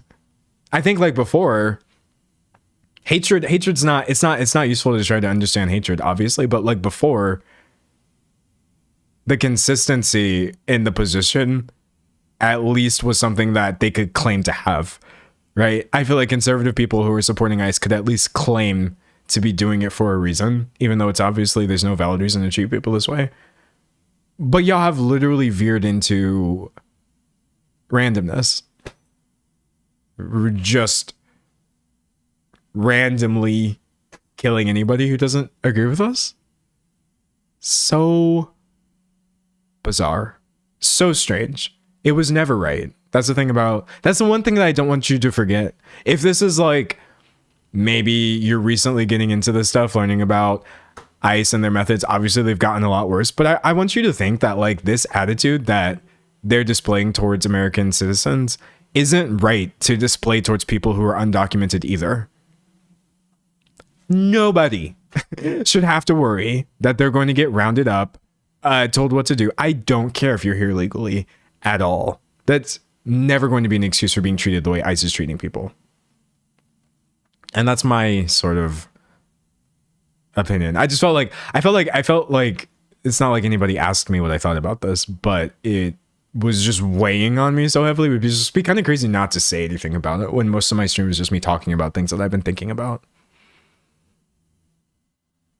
So insane.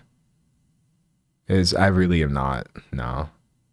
Yeah, someone said frick fascism. Yeah, that's always going to be the right answer. Screw it. These people are awful. Someone said this is not the first person I killed. No, it's really not. Well, I mean, that's the thing too, is like most of what's happening in the world, these aren't the first instances of these things happening. You know what I mean?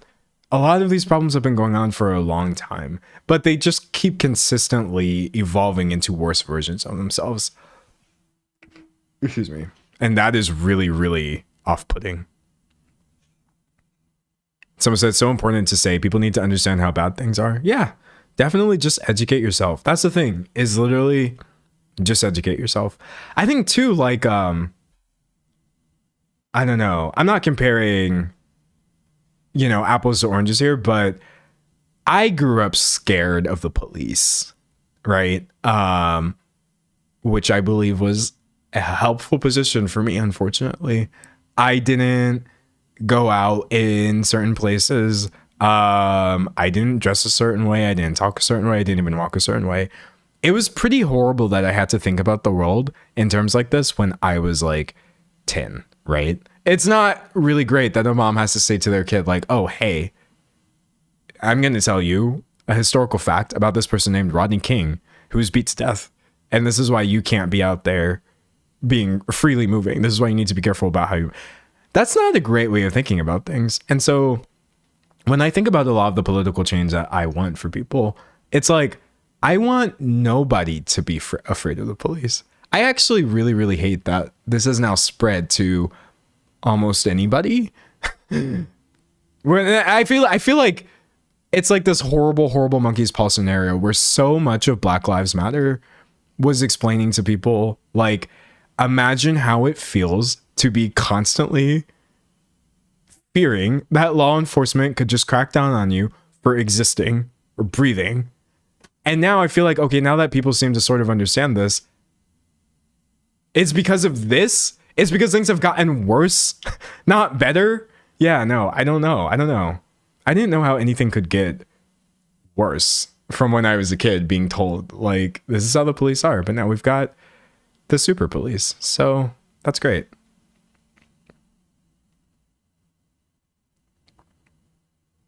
Somebody said Rodney King was definitely not beat to death. Oh, well, sorry. Did I get the story wrong? My mom told me this 20 years ago. So I might be, misremembering or getting names wrong. But I think you guys know what I mean, honestly.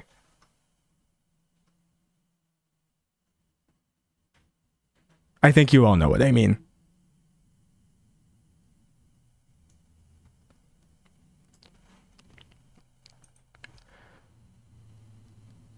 Yeah, no, he did not die. Thank you. Thank you for the correction. I appreciate that because I don't want to spread misinformation on camera. He was just beaten. My bad. They didn't kill him. They just severely beat him. But it is good to know things.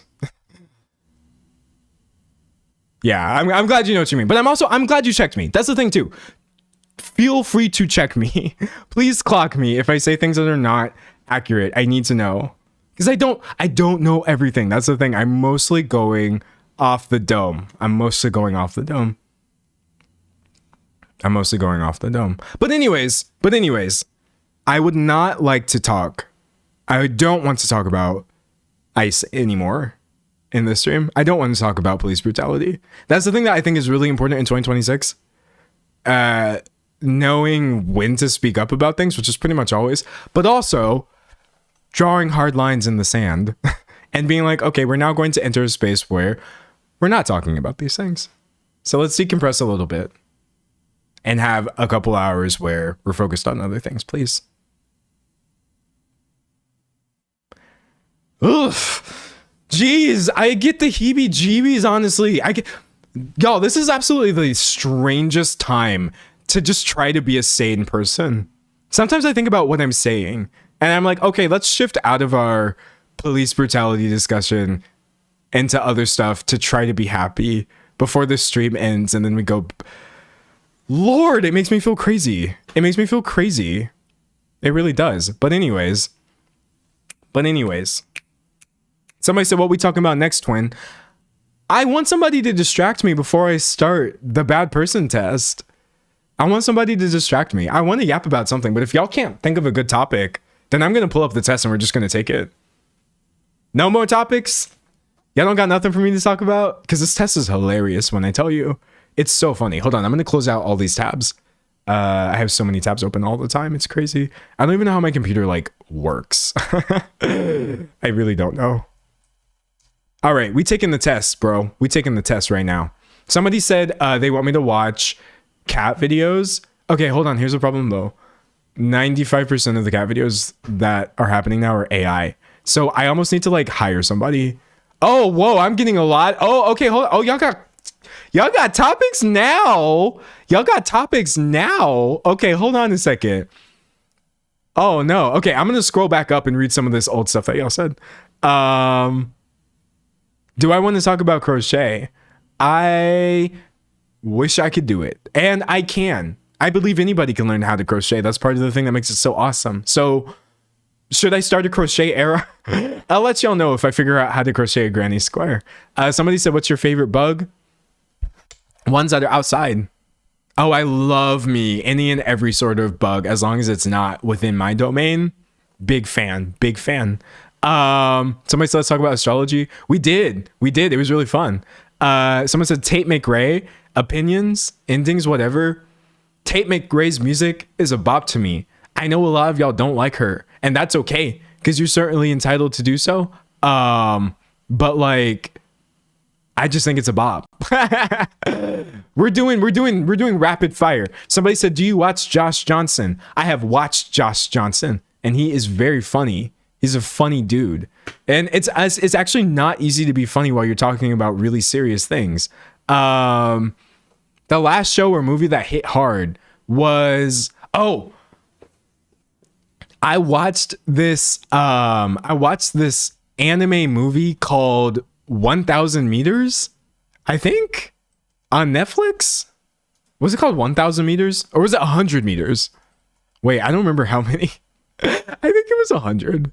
My bad. I'm lying about things. They were doing like really short. Yeah, okay. I watched this anime movie called 100 Meters on Netflix. When I tell you that joint was fire, it was genuinely fire. I'm not promoting Netflix.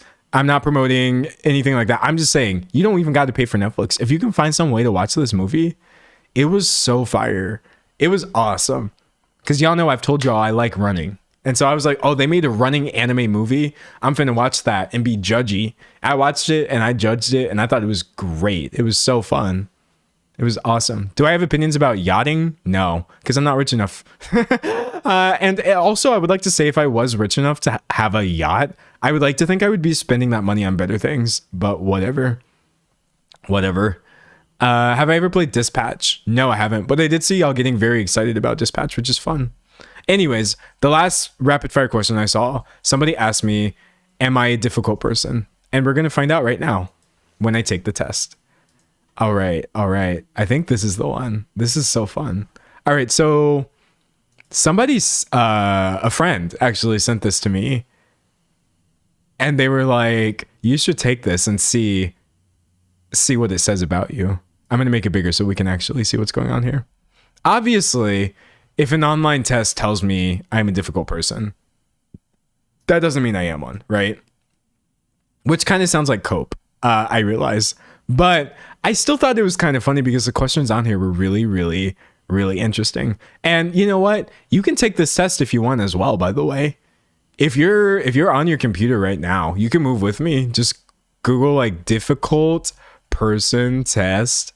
And it's this first one that comes up from IDR Labs.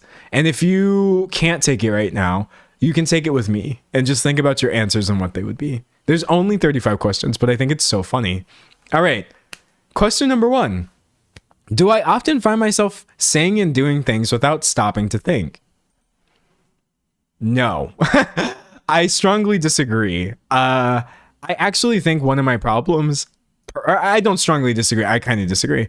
I think one of my problems is I stop to think too much, which can make me sometimes kind of hard to listen to if I start trying to disclaim everything, because I am a massive overthinker. I try to be more spontaneous, but it's not easy. Okay. Question number 2.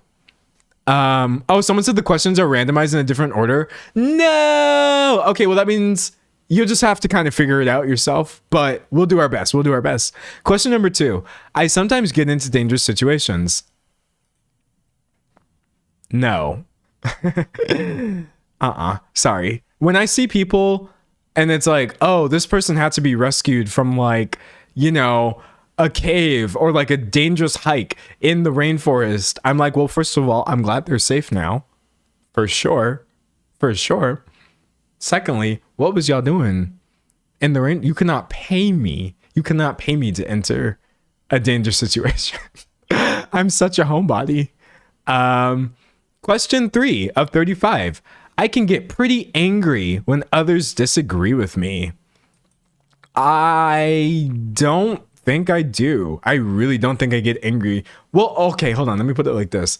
I think if I was the kind of person who got angry when people disagreed with me, I don't really think I would have a career right now. A lot of people make commentary videos and they do actually get really pissed off. Or not even just commentary. A lot of people make criticism of things and they get pissed whenever anybody has criticism for them. But I'm like, nah, fam, you can say whatever you want about me and it's fine. Because I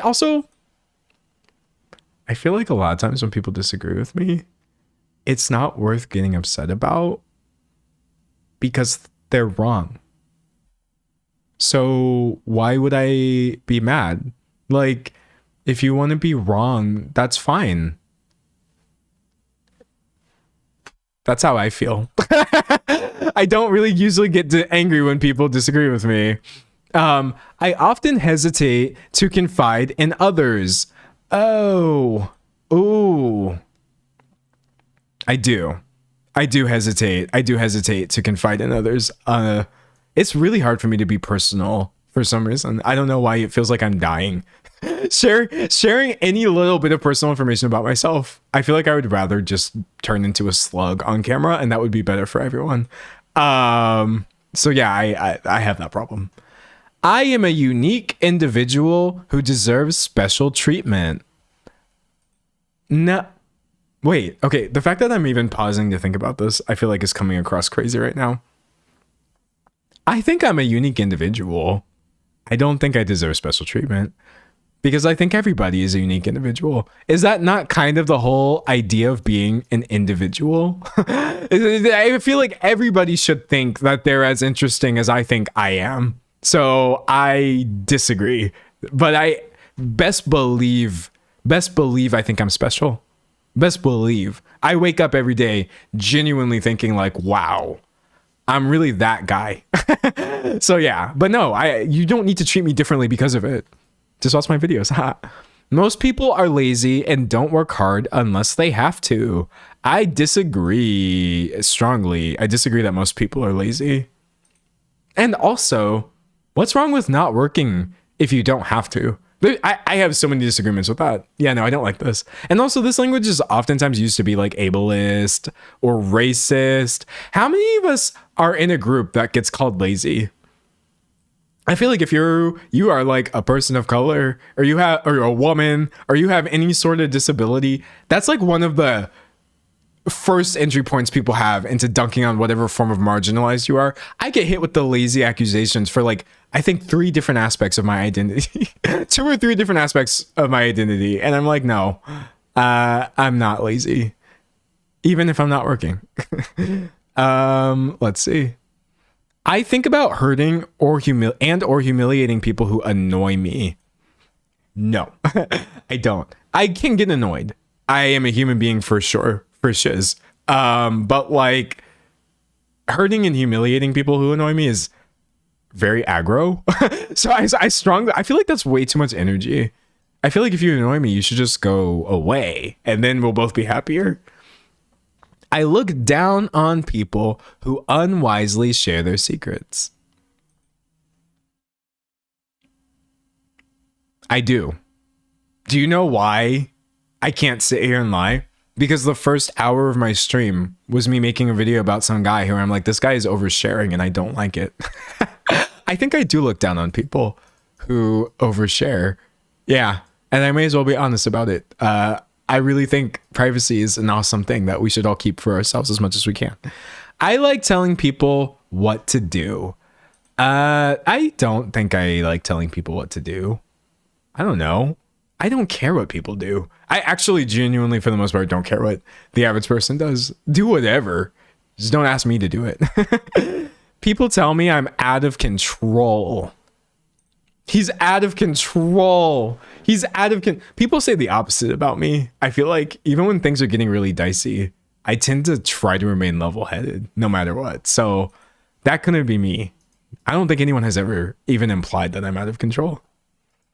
Others should pay special attention to me.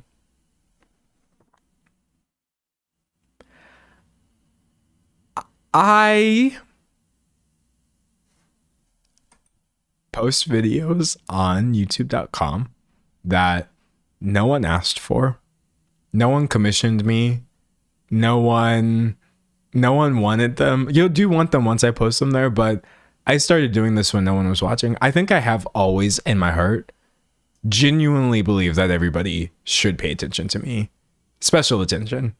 I believe if there's 10 videos on your homepage and you see me sitting there with my bald head in front of my pink background, I think you should click into mine first.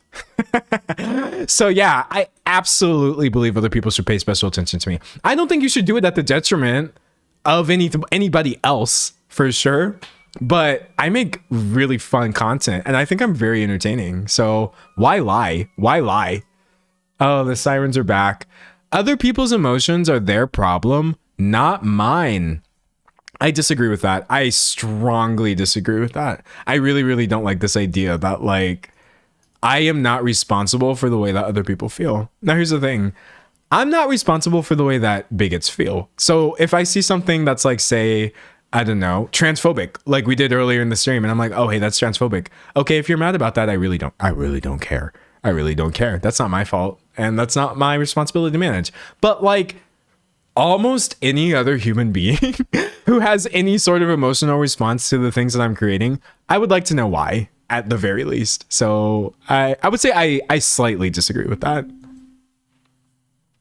I often feel suspicious of people even after they've acted loyally toward me. I feel like acted loyally is so high school. Cause like, do y'all, I don't know, maybe I just live like a really boring life where nobody is ever disloyal. To me, I don't think of people in terms of being loyal or disloyal. You know what this actually kind of reminds me of? Low key. Hold on, I'm gonna pull this story for you because it was really funny.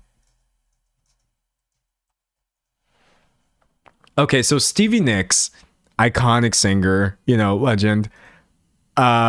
Once she said that Katy Perry randomly just asked Stevie Nicks. Hold on, let's pull Stevie up. Yeah, I mean she's been rocking this for the longest, right? 77 years old. She said that Katy Perry once just asked her randomly in the conversation, "Who are your rivals?" She said, "So who are your rivals?" And Stevie said, "I just looked at her and said, Katy, I don't have rivals. I have friends.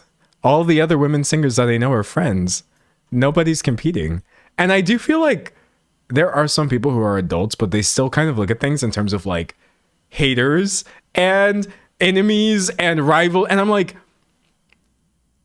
I don't live that kind of life to where I'm ever worried about this.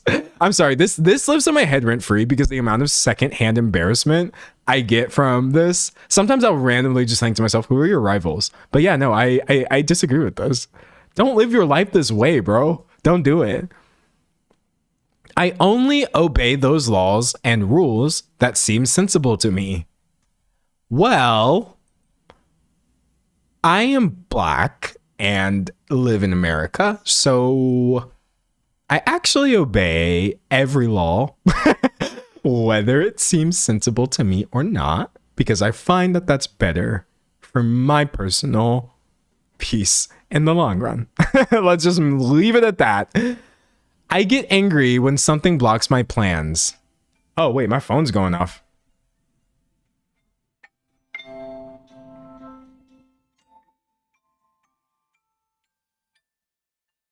This song gives me so much anxiety. I hate the default Android alarm so much because it's woken me up out of so many nightmares. And sometimes woken me up out of one nightmare and then deposited me into another nightmare. Anyways, but look, I think my phone literally just blocked my plan and I didn't get angry at it, right? I'm trying to stream and I got interrupted and I don't really get pissed. I just start dancing. So I don't really get angry. I do get thrown off a lot. But meh. I don't really care if I offend others. It depends on what you mean by others. I sort of agree with this. There's a vast majority of people I don't care if I offend them. However, if anybody is telling me like, oh, hey, actually you're contributing to a problem against a marginalized group because you have power in your content, that's something I would like to know. But yeah, no, beyond that, I really don't care, bro. People who don't do as I say need to be criticized. No. This test is hilarious. I don't care. I just don't care. I disagree strongly. I am someone who deserves great recognition and success. No. Even though I do think that everybody should pay attention to me because I'm trying to be funny, just like some annoying jester or clown. I don't think that means I should be rewarded for it. And actually, the fact that I have somehow been able to spin this into a career, I am consistently grateful for. Nobody deserves anything. Well, okay, there's a lot of things I deserve. I deserve peace, happiness. You know what I mean? I deserve safety and security. I believe I deserve education. And I also think I deserve healthcare. There's a lot of things I believe I deserve for sure, but like, great recognition and success are not really one of them. And that's not what I mean when I say I think you should pay attention to my videos. Others consider my lifestyle wild and exciting. Somebody said they love clowns. I love clowns too. Did I ever show you my clown tattoo? I feel like that's one of my favorites. I probably did. I'm being really annoying. No, I don't think I've ever shown this one. Wait, hold on. This sleeve is low-key kind of tight. Wait, okay. I'll just unbutton the shirt the other way. I love my clown tat. I'm such a big fan to the point where I actually have 2 clown tattoos, which I feel like we're now veering into dangerous territory here. But that's okay. I've committed to the bit here. Okay, wait. So we have this one guy. Oof. Okay, you see him? I love this tattoo. He's my favorite for sure. For sure. And then also on my hand, I have this other sort of clown-like figure.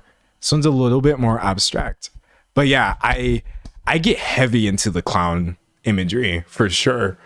For sure. I'm a big clown fan. And the reason is because I believe, hold on, I'm trying to put my clothes back on. I believe that if you look at all of the jobs that have previously existed in like human society or whatever, the one that is closest to what I do is the clown. I do ultimately, I'm buttoning up my shirt wrong like a 3-year-old. I believe that like ultimately YouTubers are clowns. There's not a fundamental difference between constantly putting out videos in an algorithm and being like, please pay attention to me, I'm trying to entertain you, and maybe toss a little coin my way. So yeah, I am a clown. That's what people don't seem to realize. I am genuinely, actually a clown. I get paid to entertain while not really serving that much of a purpose in society beyond entertainment. However, I think making people laugh is kind of important. So honk honk, what are you gonna do about it? What are you gonna do about it? Anyways, do others consider my lifestyle wild and exciting? Yes, because they think that YouTube is like crazy and I don't know, yap and then nothing else. But actually YouTube has a lot of other really boring parts that are not wild and exciting. But yeah, some people do think I'm having, I guess, like living the dream, which I am for sure, but a dream job is still a job. And sometimes jobs are not exciting. Sometimes they're not exciting. I usually don't help others unless there is something in it for me. Personally, I feel like there is always something in it for you to help other people. And you obviously should not need to frame things that way to be a kind person. But I actually genuinely think most times, logically, it makes more sense to be kind to people objectively. Like, for example, like I want things to be better for, I've talked about like the patriarchy before. Yeah, I mostly would like the patriarchy to go away for the sake of women so they can stop being oppressed by it. But like, we all get oppressed by things that oppress anybody to some varying degree. And so I feel like helping other people, you're always going to be helping yourself in some way. It's nice to help people just to help them. But like, if we really thought about things this way, I don't think we would be so messed up on all of our opinions. People do what I want them to because they are afraid of me. I believe a lot of people are afraid of me, but anybody who is should be. Like, All I'm saying is, if I uploaded a video about Cody Ko, you know, doing that thing that Cody Ko did, and then you're a YouTuber and you kind of get scared of me because you're like, whoa, what is he going to pull about me? You should be. Because I'll pull it too. I'll find it. Don't worry. It doesn't matter how buried it is on. I think I can be very, very, very, very, very, very scary to a certain kind of person. Because I will absolutely pull a source, even if I have to pull it out of thin air, like I did for that Cody Ko video. You should fear that. But if you're not doing weird things that I think are worth calling out, I'm so chill. I'm so chill, actually. So no, most people aren't afraid of me. I use insincere flattery to get my way. Baby, it's not insincere. If I ever say anything flattering to you, which I think very flattering thoughts about y'all. I think that y'all are relatively level-headed for internet people. It's very nice. Sometimes in some of my videos, I'll say, you look great today. And I do genuinely believe it. I'll say things like, hey, beauty standards aren't real. And I promise you, you look better than you think you do. None of this is insincere. I think everybody's kind of a little bit more awesome than they give themselves credit for. So I disagree. Others have told me I am a hothead. Nobody has ever told me that. Other people told me I'm boring. Someone said, chat, what test is this? IDR Labs is difficult person test. I'm not advocating for them. I don't know what IDR Labs is. That's not the point. I just think these are really funny questions and they make for good content. Let's see. People sometimes bother me just by being around me. Yes. Oh, I strongly agree with that. I don't think it's cool to be mean to people for no reason. So I'm not like antisocial in the sense of I'm going to make other people uncomfortable for being around me. However, I need my portions of the day to myself. That's the thing. I could never actually be in a scenario where I wind up not having at least a cumulative hour in the day where nobody is around me for any reason. Because I do definitely need sometimes just to process things. That's mostly why, like, I unfortunately, I can't even have a pet. And it makes me sad. It makes me really sad. I love other people's pets. I'm a big friend to dogs or whatever. Even though, like, some of y'all's dogs are really scary. Sometimes I see people walking around with dogs that are like the same size as them. And I'm like, what lab did you get your baby from? But they're always like the gentlest dogs, which is weird. But I know that I always have this breaking point that I reach with everybody. And it would be a dog or a fish or a child where I'm like, you know what? Even if this isn't good for you, I'm going to dip for a second. I'm too unstable to have a dog, and it makes me sad. It makes me really sad because sometimes people do bother me by just being around me, and I would never ever want to have anybody feel like that's their fault, I guess. So I just be over here by myself. Maybe I should get a cat. I see a lot of people saying I should get a cat, and it kind of makes sense. I didn't really think about it, actually.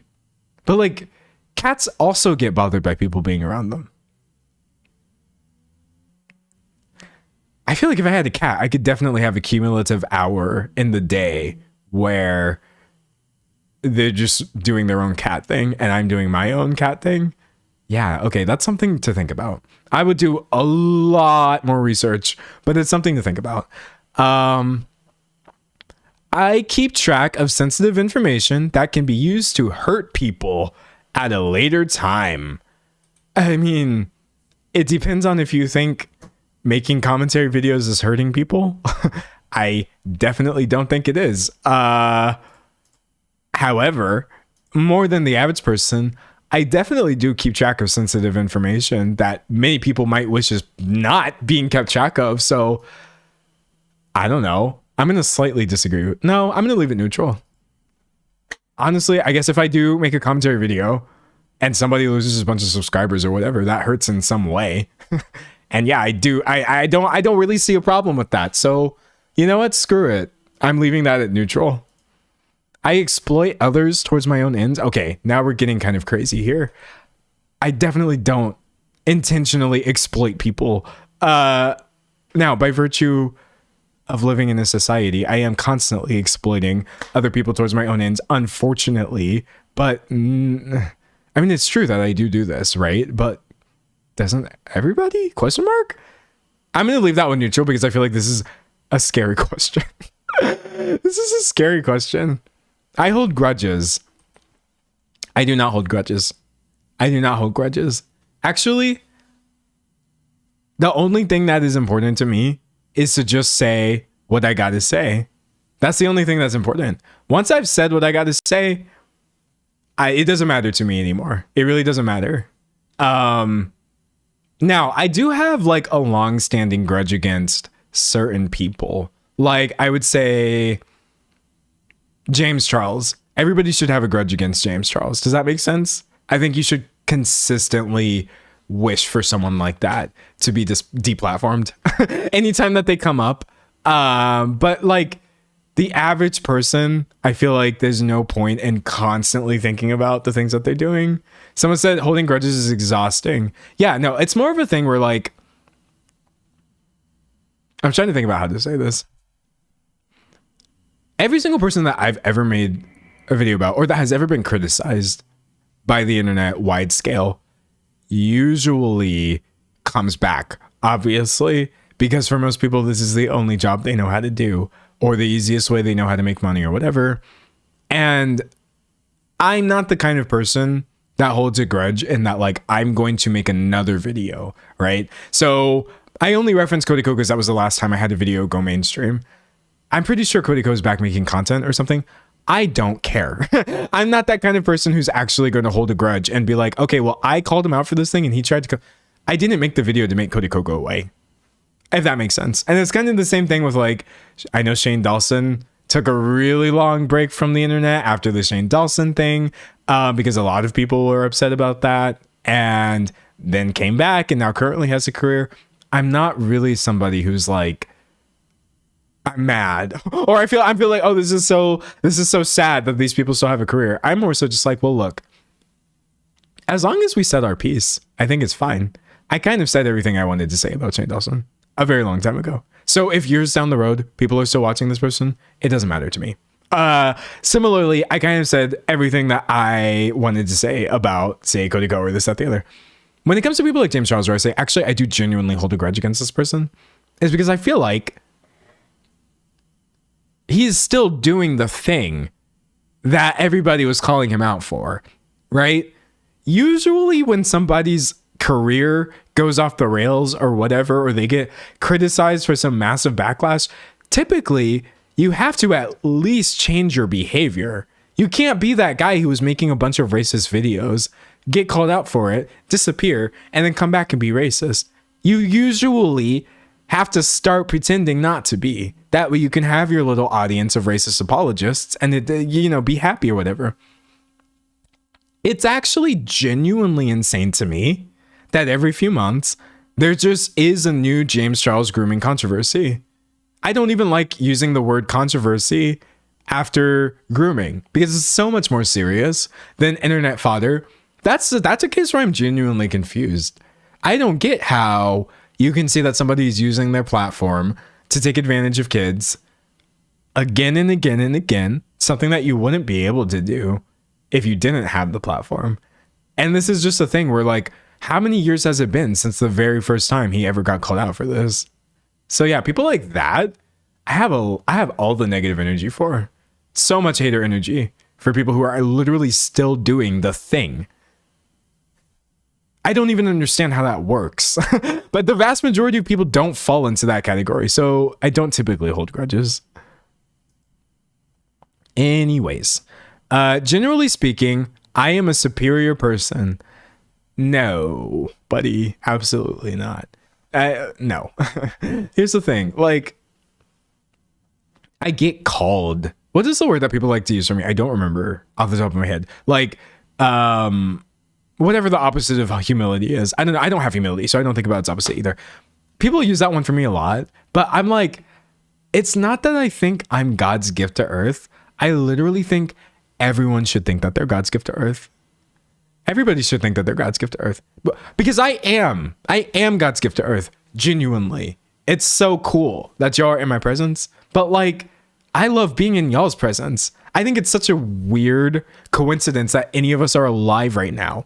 The fact that you're alive right now, you can walk around and really act like you are that guy.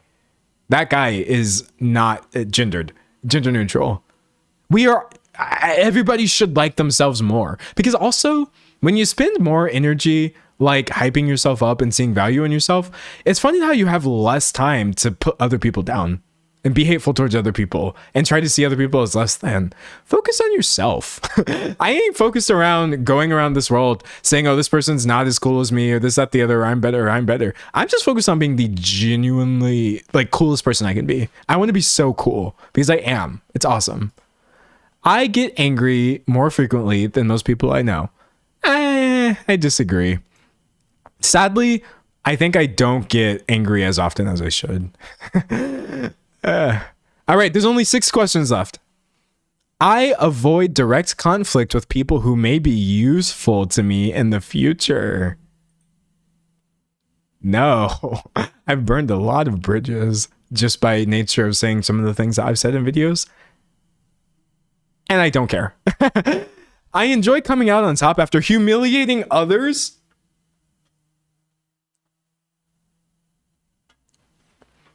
Bro, who is going to answer yes to this? I mean, like, okay.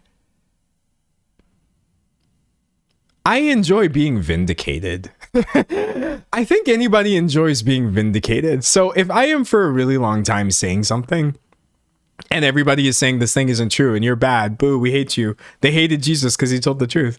And then later, everybody's kind of like, oh, we've caught up to that thing you were saying. I like that feeling because it happens sometimes, not a lot, but it does happen occasionally. But this idea of actually genuinely making other people feel worse in the process, I'm not about it, bro. I'm not about it. Do I feel that I am more special than others? No. I just literally said I feel like everybody is special. I monitor my romantic partner, friends, and or family members intensely to find out who is being disloyal. That's scary. Some of y'all are scary.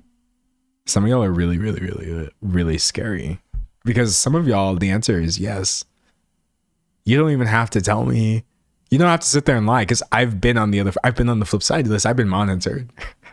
Some of y'all would be like, yeah, I strongly agree. I do that. And those people are really scary. I have often been described as cold or uncaring. Well, this is where the test gets me. Because if you ask me if I think that I'm cold or uncaring, I can just say I strongly disagree. I disagree that I'm cold or uncaring. But if you ask me if other people have often described me as callous, I would have to strongly agree. I do get hit with that one. I guess by nature of being drama commentary. What can I say? Yeah, people say it all the time. I'm some sort of like weird vulture, you know, just hovering over any and every bad thing that happens on the internet. And you just got to sometimes take it on the chin. Yeah, people say it a lot. I am often described as cold and uncaring. I do care. I do care. I really do care about the things that I'm talking about, which I know sounds crazy when I'm talking about things that don't matter at all. But I would also like on one level like to say, I don't think I would have been talking about the same drama commentary content for like how many years at this point? Like so many years. I think I've been talking about the same niche nonsensical stuff for like 6 years at this point. And it's literally because like this is my special interest. That's the thing about me. And this is the thing, like I am so seated for online discourse because I literally feel like it reveals so much about humanity. And actually, it has helped me understand people a lot more. I think that's the thing, especially going into, because like my trajectory, like growing up in Texas and growing up around Texans, going to college in Texas and all this stuff, and then going online and seeing like, oh, hey, everybody is upset about this transphobic controversy or whatever, me not knowing really what a transphobic controversy meant, being a Texas college grad, I'm interested. I'm fascinated. I look into this and then I'm like, oh, I see. This is wrong because of this. So like continually following what people are actually talking about online has sort of enabled me to grow as a person a lot. Everybody says it's really bad to constantly have like this negative stuff in your feed. And I'm like, it's bad to only surround yourself with negativity. I think if you don't have any source of joy in your life, yeah, that's awful. But like this idea that like, I don't know, there's something inherently wrong with drama or anything like that. I'm like, no. And I used to get really insecure too when people would call me a drama channel, because I'm like, but I'm trying so hard to like pull all these sources and see all these sides. But now I'm just like, drama is older than all of the people who are calling me a drama channel. It's older than YouTube. It's so ancient. But yeah, people do say this a lot. And lastly, do people purposefully do or say things to upset me? Well, yes. I mean, maybe this is just me being delusional, but by virtue of just being on the internet and having any sort of public presence, people are often trying to upset me. It doesn't work usually, but anyways, here are the results for my difficult person test. Oh, they said 30%. That's kind of high. But they said I'm an easy person to get along with.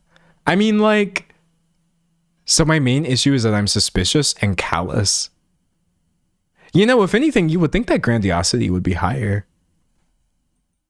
I would fill in some more of these spots right here. I'd fill these in, like maybe up to here.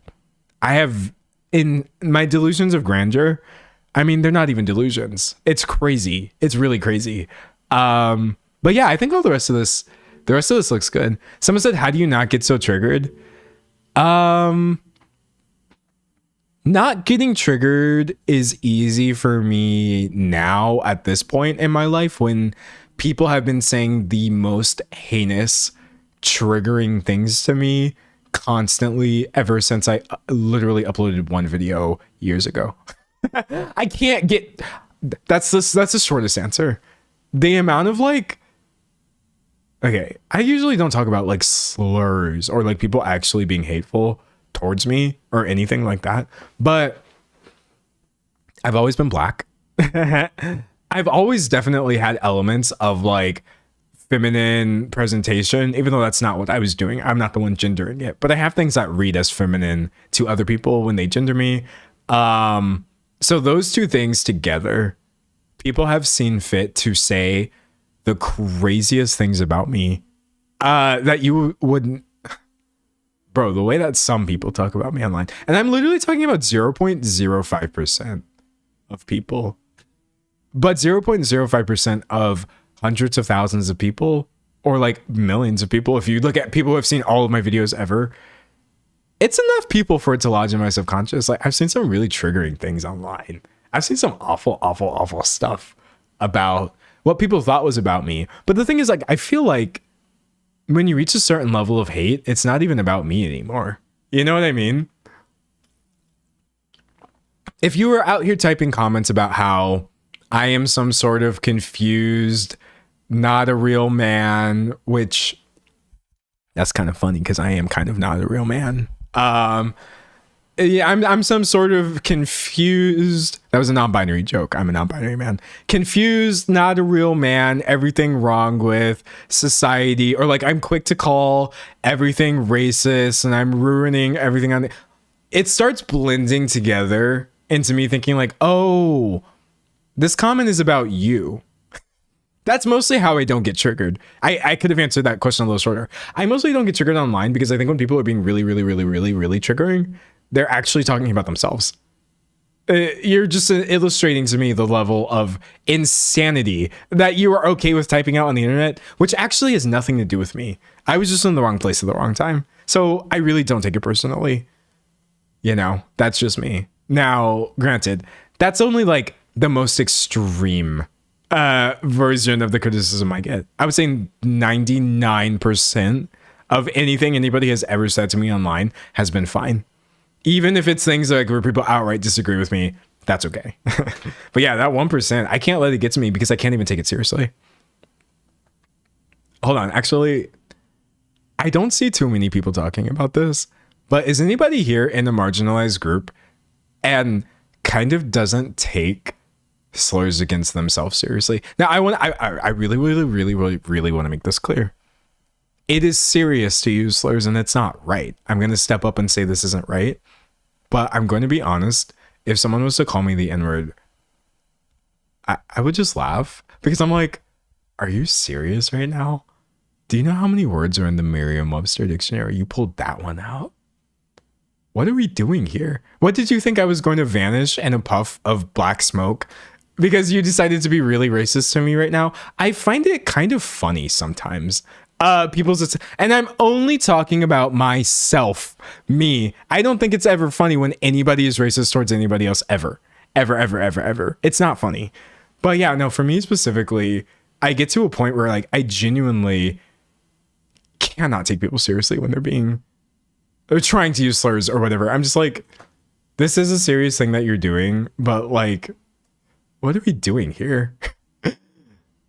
You're online calling people the N-word in the year of our Lord, 2020, whatever. Like, go outside. You are 12. How are you 20 something, 30 something, and you're also still 12? It's insane. Someone said, I start saying it's uncreative. It is. It's uncreative. No, it's literally, it's uncreative. I'm just like, I'm over it. Y'all got to innovate if you really want to get to me. It's so stupid. But that's, again, only for me. It's not okay to use slurs, and I don't find it funny if other people are being called slurs, ever. But yeah, no, for me, I'm just like, this is hilarious. What did you think I was going to do? I genuinely sometimes think they think I'm just going to log off or something if they're just racist enough. It's so stupid. Anyways. Anyway, someone said, I'm autistic and I don't get mad when people are outwardly aggressive to me. I get more upset when in microaggressions or infantilization. Okay, but here's the thing though. I agree with you and I feel the same way, but that actually makes it really tricky. Because what you're describing, essentially, if I understand your comment correctly, you're saying it's not really the big overt displays of ableism that upset you so much as like the smaller ones that are harder for other people to identify. That is how I feel. And it makes it really hard to navigate things because a lot of like the things that I try to point out are actually kind of invisible.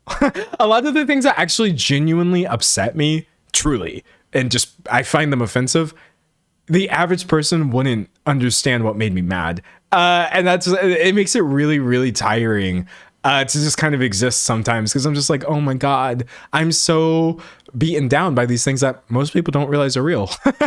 It's so painful. Someone said microaggressions are evil. Yeah, no, the microaggressions are what stay. Just, oh my God. That's where you really get me. You will ruin my whole day by doing something that you didn't even realize was racist. And I'm just sitting here thinking about how normalized it is. And that's where I start just, oh, it's so bad. Someone said you're speaking to my soul right now. Yeah, no, oh man. And that's also why I try to make it more visible. And I try to be like, hey, if this is a problem, let me explain how this is a problem. I saw somebody join the stream a few minutes ago. I don't know if they're still here, but they were like, oh, I watched your Iggy Azalea video and, thanks for educating me. I didn't know it was that bad or whatever. That's a great feeling. That's why I like learning about all these things, horrible things. That way, then I can see like, oh, wow, I was contributing to the invisible, horrible thing, but now I don't have to do that anymore. And I can even explain how not to do so. It's nice. Anyways, I love microaggressions. Clip that out of context. All right. What we got? Because if you don't got anything for me, I will shift it into another dimension. But let's get some rapid fire yap stuff. Let's get that chat moving like your life depends on it. Throw some stuff out there and I'll see if anything catches. I'm having so much fun streaming. I can't believe this is my job. Oh, my computer's acting buggy. Someone said I have a very sweet community here. Excuse me.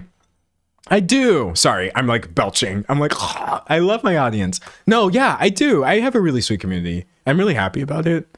I'm really happy about it. Somebody asked me my opinions on Cat's Eye. Am I gonna get jumped? Okay, wait. I don't really have super strong opinions about Cat's Eye. I don't. I definitely don't. It's more so just like I listened to 2 of their songs. I listened to 3 of their songs and I got really, really, really confused.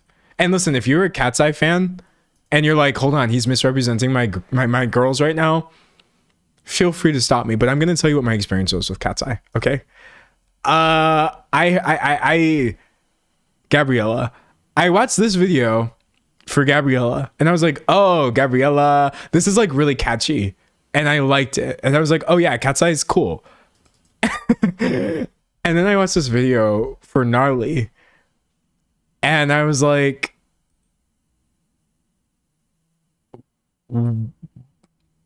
what's that? This is a little odd. And so I saw a lot of people saying in there that section, they were like, this isn't Cat's Eye. Like, I don't know why they're doing this. This isn't a good representation of their talent. So I was like, okay, that's cool. That's cool. That's cool. But then they put out this new song called, I don't remember what the new song is called. Internet Girl? Yeah. And I'm like, bro, I really can't do this. This is like, it's almost like brain rot music. Is that bad to say? Am I being really, really, really, really mean right now when I say that like Internet Girl by Cat's Eye literally feels like brain rot in musical form? My opinions on Cat's Eye are like the chorus is literally like eat zucchini. They just say eat zucchini a bunch of times. My opinion on Cat's Eye is like, I feel like they're trapped making the worst songs ever. I feel like Cat's Eye needs to be rescued from whoever is writing these Cat's Eye songs because they're not a good. They're it's not a good representation. I feel like nobody would sound good singing Internet Girl or Gnarly. That's kind of how I feel. Some people are saying it's not that bad. Listen, I'm very old. I'm 20 something. I'm going to start lying about my age one day. I'm not saying I'm younger. I'm going to start saying I'm older. I'm 54. Maybe I'm just cringe. I don't know. It happens to all of us. It happens to all of us where we become unk. That's the thing that's scary. I knew that there was going to come a time where something was popping and I clicked into it and I just didn't understand it. And me saying I don't understand it's going to make me sound like old. And that's how I feel about Cat's Eye, which is fine because they're not making music for me. I'm also not somebody who thinks that everything online needs to be catered to me. Like the bean soup theory, where I'm like, well, I think that they should change into being like an indie folk band because I prefer indie folk. It's more so just like, bro, it's crazy. Someone said the sting I feel when you say you're old and you're only late 20s. Okay, hold on. When I say I'm old, it's for the benefit of people who are much, much younger than me. And also kind of like younger me. Because when I was 17, I thought that 27 was older than Jesus. I was like 27, I may as well be dead. It's genuinely how I thought. But now that I'm 27 and I realize like, oh, I'm fine. I'm just bro. I am no longer baby, no longer adult. Yeah, I don't actually think I'm old. But I think if you compare me to like demographics of things that are intended for younger people, I'm old. Somebody said, "What's your favorite genre?" My favorite genre of music? I don't have one. I don't have a favorite genre. Someone said 27 is comparatively old. I do kind of feel like 27 is comparatively old. However, I don't feel like there's anything wrong with being old. That's the thing is like, I feel like even when I was, and I know that if you're in your 40s, which many of you are, which I think is amazing. I know you're all gonna laugh at me for saying I feel a little old at 27, but here's what I mean by this. Okay, and I'm being so serious right now. Nobody making anything for like kids watching say PBS or whatever. Nobody making content for kids has thought about me in the last 20 years. Yeah, back when I was a kid watching stuff like Sesame Street, nobody in the writer's room for Sesame Street has thought about somebody like me in the past 20 years. And that makes me feel really old. It's not that I think 27 is old specifically. I just start thinking about the last time Elmo cared about whether I lived or died was in a different decade. And it was in a different, yeah. Yeah, so from that perspective, in Elmo years, I feel really, really old. In the grand scheme of things, like, do I feel too old to do anything? No, I don't feel too old to do things, for sure. But, however, I'm also not as physically capable of things as I was when I was younger, too. And that makes me feel old, too. And like, I do my running, and I'm thinking, like, wow, this sure would be nicer if I was still in college. Someone said 27 is such a good age. I love 27. I love age 27. Yeah. I want to reclaim like being old though, because it's such a neutral term. You know what I mean? I'm not old though. I'm really not. I'm not gonna infringe on old people's, territory. I know that I'm not old. I'm just old to some people, to many, many, many, many, many people. And it makes me feel silly. Someone said Elmo cares about you. I'm gonna cry. Elmo probably does still care about me. And that's nice to think about. But don't say overly emotional, sentimental stuff like that to me, or I'm actually gonna get upset. Like happy upset. Oh my gosh. Someone said I'm 35, every year gets better. Well, thank you for being 35 and existing. I think my main problem when I was 17, I could not visualize myself in the future. And that's why I was so terrified of everything all the time, because I didn't know what I would actually be like when I was 27. But now that I'm here and alive, and I see many people in their 30s who are actually fine and living great versions of their lives, or doing their best, which I feel like is just as fine as living a great life or whatever. Like, it's a lot easier for me to go to bed at night feeling okay that the inexorable march of time slows for no person, including me. I can't wait to be in my 30s. I want to be like Jenna Marbles. Who here was a Jenna Marbles fan? Jenna Marbles is somebody who, low-key, I would almost break my rule of not saying people I don't know are great people. Look, I don't know Jenna Marbles, so I will still say I'm mostly a fan of her content and her as a creator. She did really seem like a cool person though. Can we just admit, look, I know I'm being parasocial right now, and I'm sorry for it, but Jenna was just so cool. But Jenna's whole thing was like, I hate saying was, that makes it sound like she's not alive. Jenna Marbles is fine. She just has not released content in a long time. But her whole thing was like being a 32-year-old lady. I want to be a 32-year-old lady so bad. She just seemed to be having so much fun in her 30s, just doing random stuff. And I'm like, if I'm still kicking at 32 on this platform, I'm going to start another channel, because I already have too many channels, where I start recreating her videos one by one. And if y'all think that I'm being like funny or this, that, the other, I'm really, really, really, really not. When I turned 32, it's been a lifelong goal, and by lifelong, I mean the last few years, that I actually want to start living my life the way Jenna Marbles was when she was a 32-year-old lady. So we have all this content from 5 years ago of like making her dog a birthday cake, or trying tiny face makeup, trimming her own hair. I just want to start going through these things one by one and truly feeling like a 32-year-old lady. We're still 5 years off from that. That's a long time. That's almost as long as I've been uploading content already. So don't worry, I'm not going to subject you all to that yet. But that's one of my big goals in life. I want to be like Jenna Marbles. Someone said, please stay after 30. I do not think that I would retire from YouTube after 30. I would like to hope that I don't. Because, like, why would I do that? I love YouTube. It's so fun. All right. What else we got?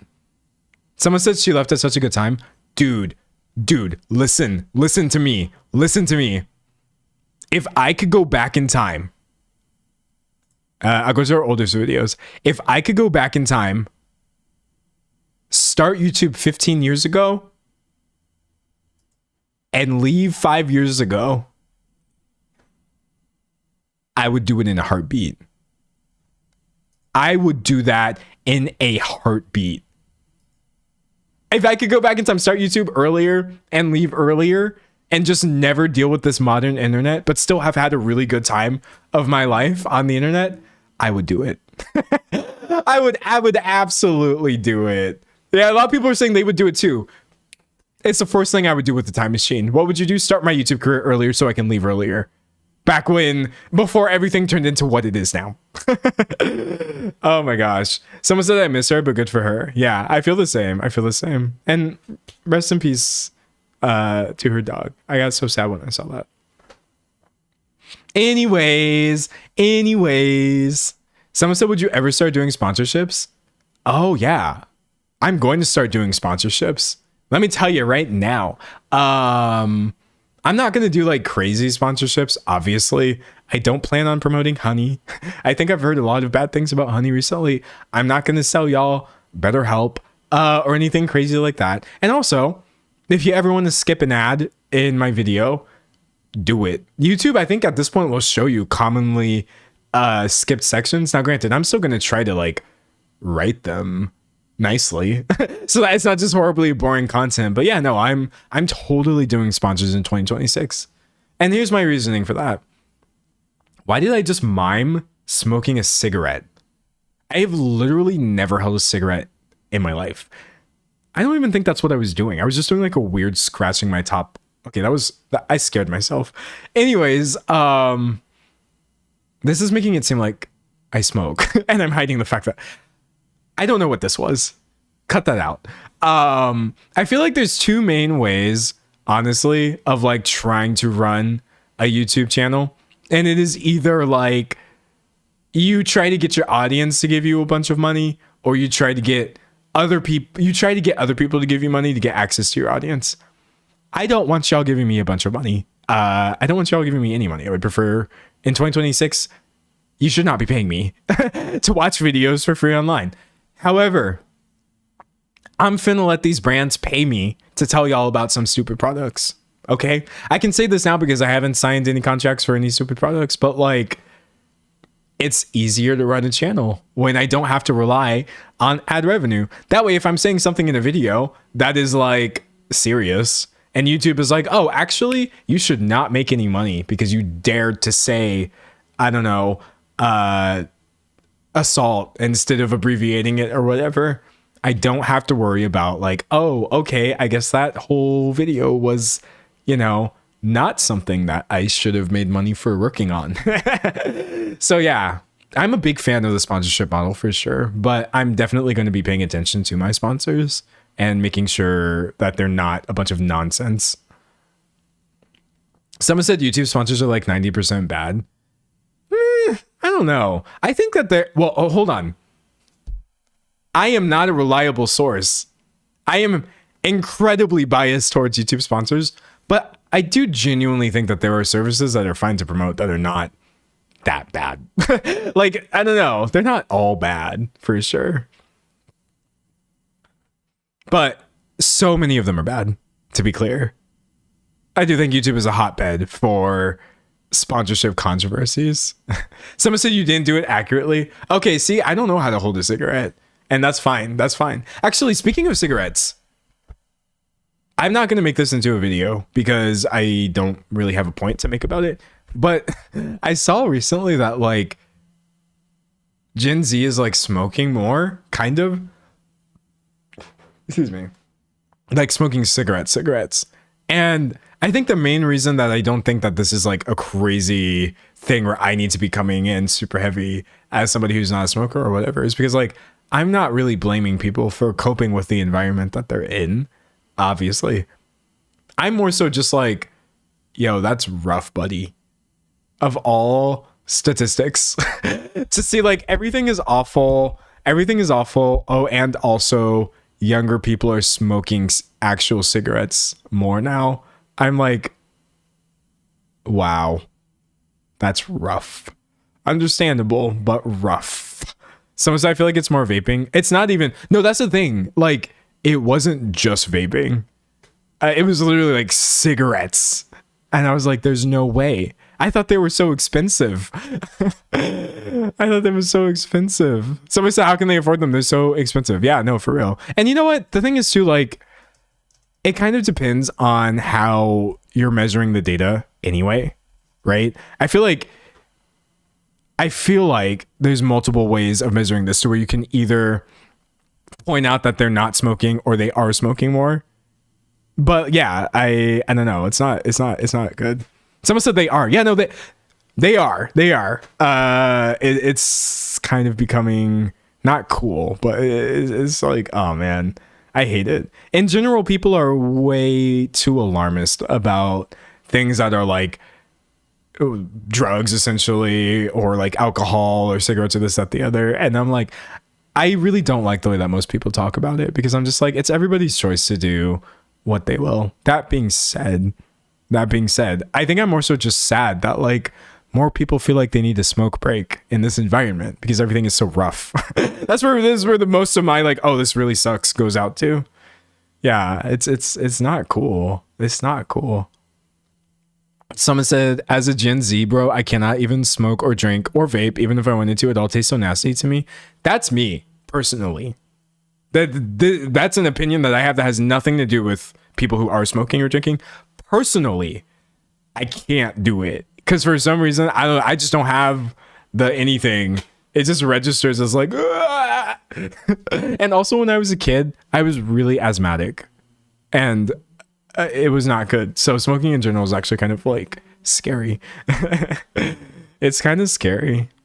But yeah, no, definitely I'm never going to sit around and just blame people who are using, I guess, anything. That's a really strange way of looking at society. I feel like, ooh, I feel better than these other people because I don't smoke. That's also why I don't talk about not smoking or drinking. Even though technically I'm like in complete abstinence. I'm sounding like I'm a monk. I went to a monastery where I had a revelation and decided not to smoke and drink. I don't even tell people I do this because I feel like so many people who don't smoke and drink are so sanctimonious and judgmental about it. And it's just really annoying. It's not really a flex to not smoke or drink. And I'm saying this as somebody who doesn't smoke or drink. I hate the way people talk about it. I don't like dunking on people for anything that they choose to do. It doesn't really matter. Someone said you're bald lore. I have so many eras at this point. I had my streamer lore, my first one. I had my current streamer lore. I had my daily content lore. I remember my weekly content lore. It's wild. It's wild. But people are saying that's why I'm bald. Oh, because of the monastery. Yes, exactly. You understand. Yeah, no, I went there and they were like, zoom. You're like, what religion was this? We made one up. Yeah, this is real. This is a true story. Just kidding. Someone said, do you have any vice? Yeah. Vice? Dude, for the longest time, I had social media addiction. I really did. I'm talking about, I would literally do this. Like, have Twitter open, look and see that I had seen every single tweet that had been shown to me, and then just refresh the page again, even though they wouldn't change.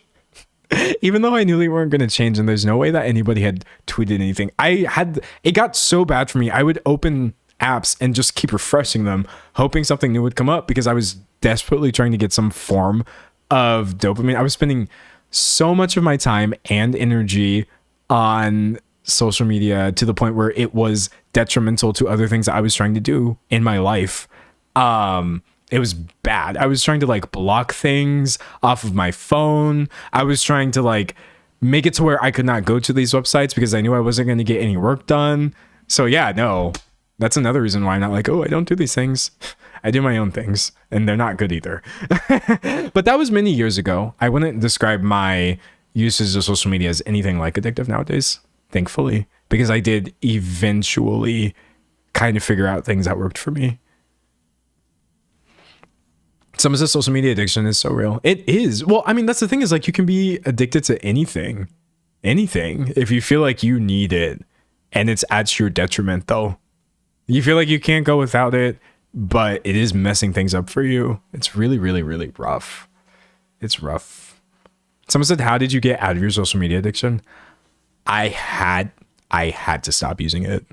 I know that that's not like easy or like that's not a cool solution, but all of my attempts to scale back did not work. It literally did not matter. I could put it to the point where like I was only using it for 5 minutes a day. I would still wind up scaling that back up into something that was messing everything up for me. I had to stop using it. I had to delete.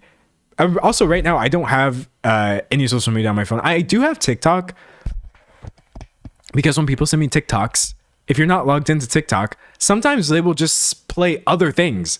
So I keep trying to open links and then people will play things that did not send. And TikTok shows the worst videos to you when you're not like signed in. So I have that one, but that's just so I can view things and I don't use it.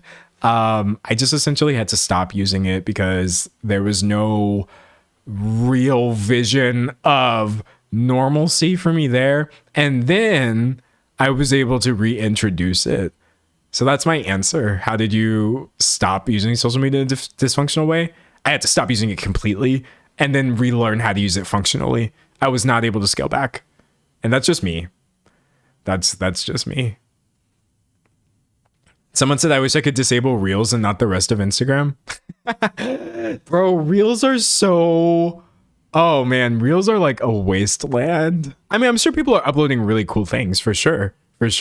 But I mean, I feel like most short form content is so... There are people creating really great things. I have watched some great shorts, and actually a lot of times, sometimes when I show you things on YouTube or in my videos, it will be from YouTube Shorts. So it's not even like I think it's a net negative, but I'm like, there is so much nonsense. I don't know. It's not necessarily better or worse that in 10 minutes you can watch 20 different things that were bad versus one bad long form video, but it's wild. It's wild.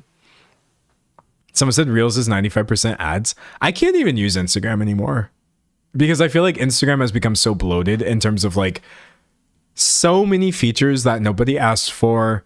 It makes it so hard to do normal things that were really easy before, but they've buried them under so many buttons and stuff like that. Like I post on Instagram a couple times a year if I remember to, but like that app is so bad. I'm not talking about the people on it. Technologically, Instagram is garbage, bro. It's not good. It's not good. Anyways, I thought it would be fun. To end the stream with one final test. Because there's actually one more test that I want to take that is much funnier than the political compass test. Much funnier than the I forgot the one I took when I literally just took it. The difficult person test.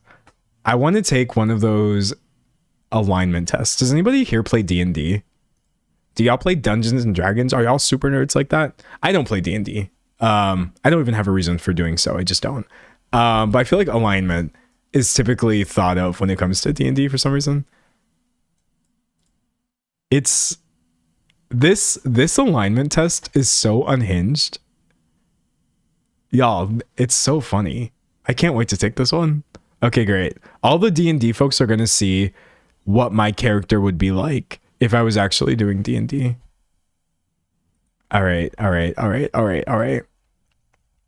And you know what? Before, when I said that you could take this test if you wanted to, you actually can take this one because it's not randomly organized.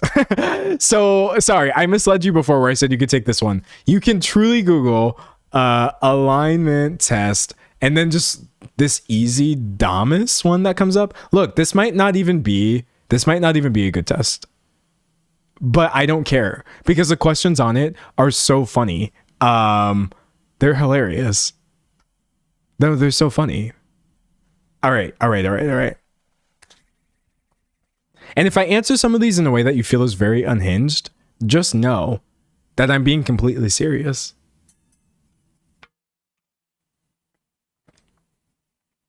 We're going to find out. Now, for those of you who don't know, alignment tests measure whether you're chaotic, whether you're good, whether you're evil, whether you're a law-abiding citizen or somebody who is just out of control. So I want to find out. Am I chaotic neutral?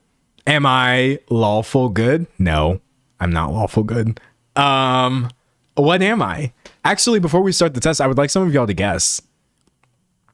Some of y'all are saying you don't know what besmirch means. That's okay, because besmirch is a weird word, but it essentially means you're slandering somebody. If you besmirch someone's reputation, you're like saying things about them that are bad.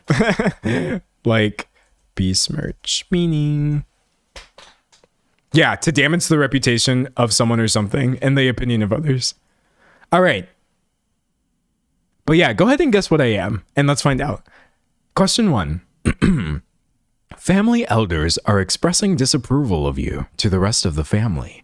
Do you accept the criticism and change your ways? Seek a compromise with them, besmirch the reputation of those expressing disapproval as you ignore their scorn, or silence them any way you can? This is an interesting question. I like this question. I would probably family elders. I mean, I feel like if you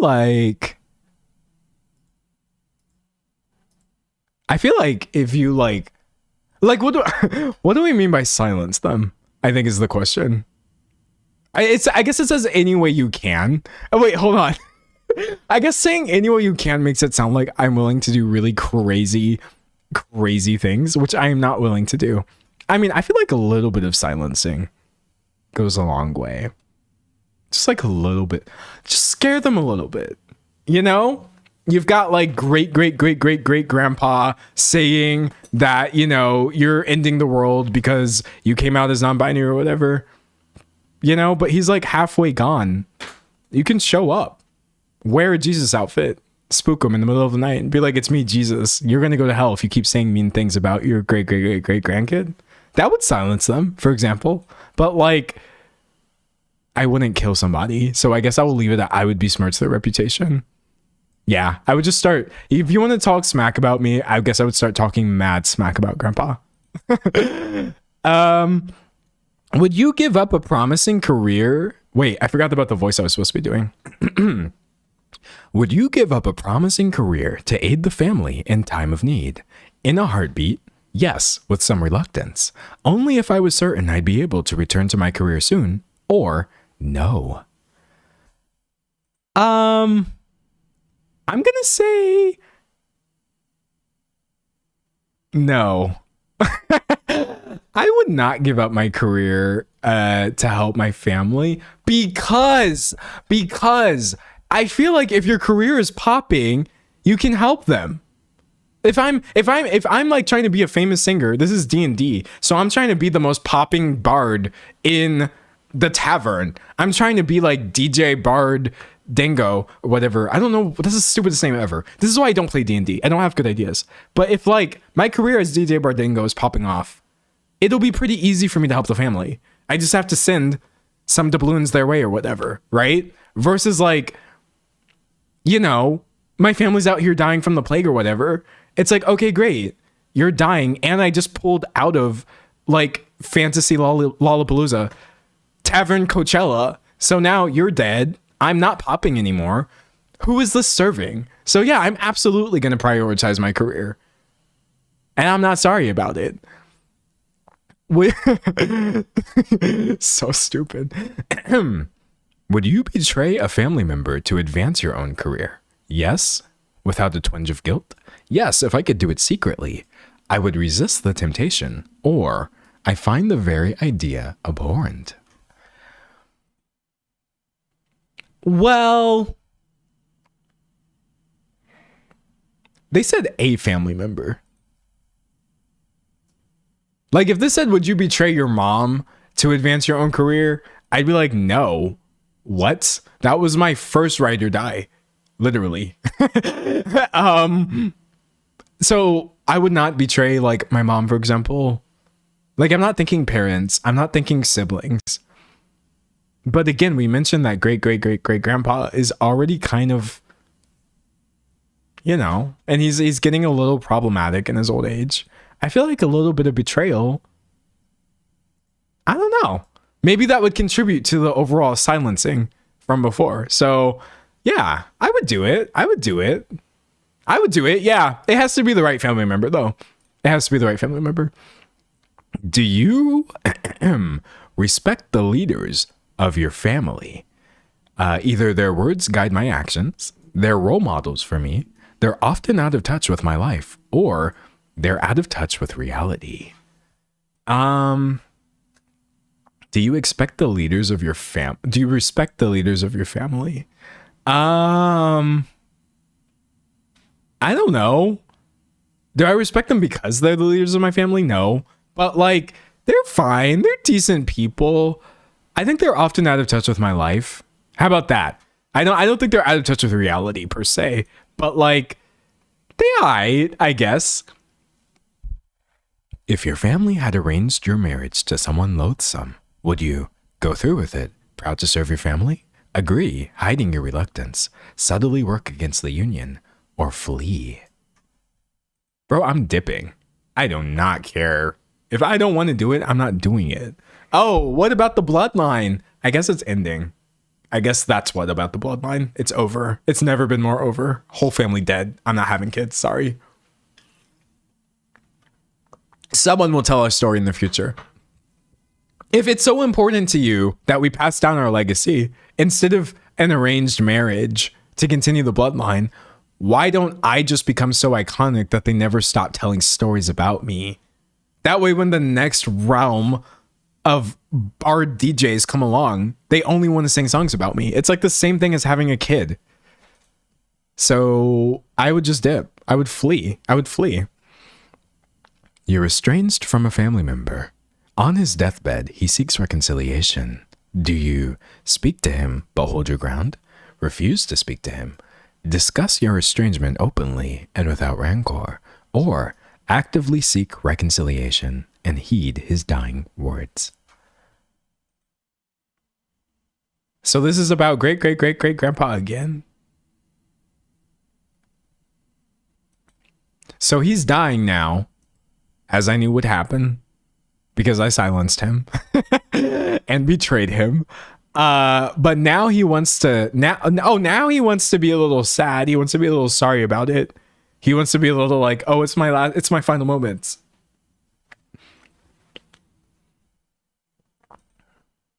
I'm trying to think, like, I mean, like, you could just lie so that they feel better. You could show up and be like, oh, thanks, great-great-great-grandpa, I forgive you. But you could also just be like, then perish. You know, I think that's what I'm leaning towards. I would just refuse to speak to him. I'm just like, you know, it doesn't matter. I don't care. Because, like, how does it matter if you're already dying? Duh. All right. A powerful but corrupt judge offers you wealth if you'll testify against your friend. Do you condemn your friend and take the money? Take the money and testify, but try to keep your testimony ineffective. Refuse the offer and refuse to testify, or testify on your friend's behalf, no matter the consequences. Okay. I'm not betraying my homies like that. I said that I like my mom because she was a ride or die. I'm also a ride or die. You can entrust me. I mean, this is weird because I just said that I would betray my family without a second thought. But my friends, I chose my friends. So, like, why would I do that? They're counting on me. So I would never do it. I ain't no snitch, but hold on, wait. Because it says I could take the money and testify, but try to keep the testimony ineffective. I mean, that might honestly be even better than not testifying if you think about it, right? Because like if I just refuse to testify, they're like, well, no one said anything.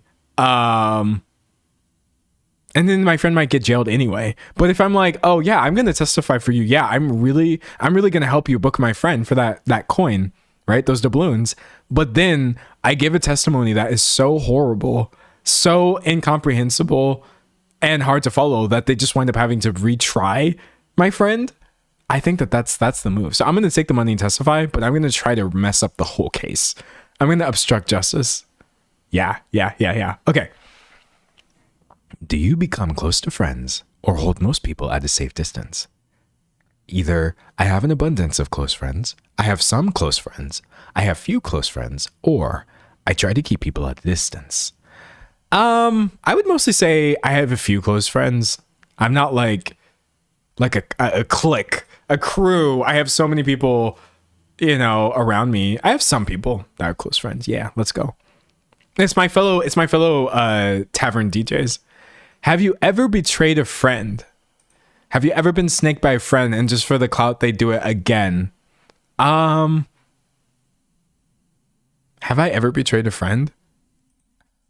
I've done so more than once and I sometimes get away with it. I've done so once. I've been tempted to do so, but I've never gone through with it. Or I'd never contemplate such a thing. I think I've been tempted to do it for sure. Not even tempted as in like, oh, I really want to do this. It would just more so be like, oh, wow. The opportunity to be the worst person ever has presented itself to me. And it's not lost on me that it would be so easy to be a horrible person. But I don't want to do that to my friend. So then I don't do it. That's essentially my answer. How do you view lifelong commitment to a single romantic partner?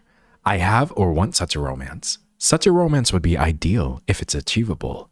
I worry I'd miss out on what others have to offer. Or tie yourself to one person. Huge mistake.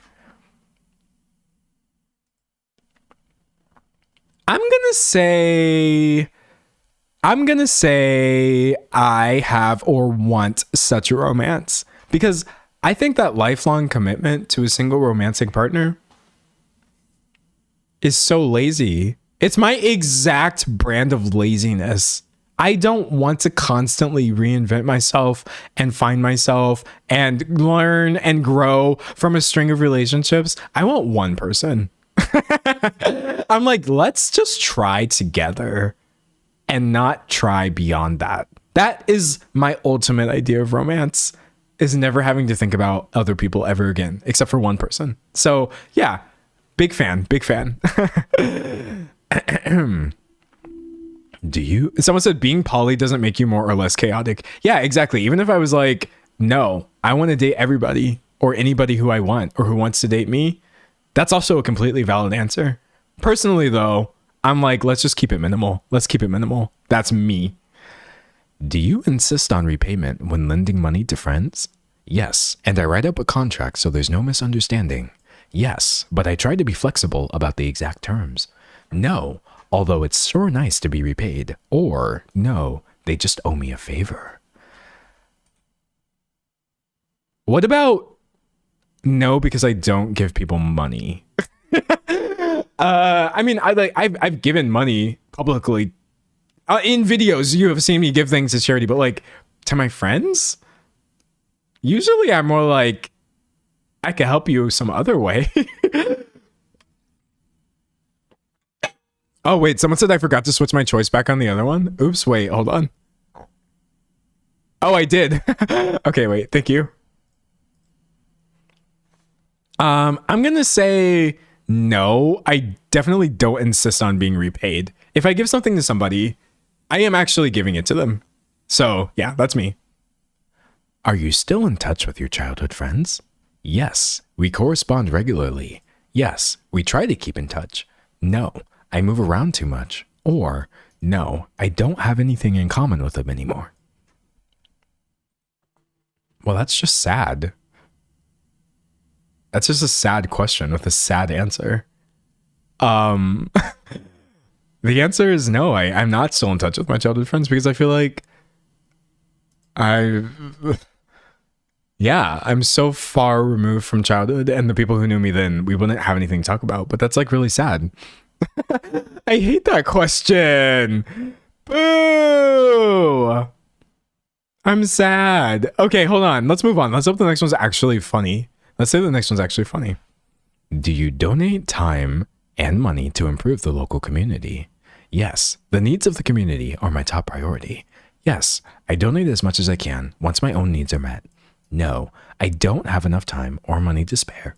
Or no, my local community would be a waste of time and money. Okay. Real talk for a second.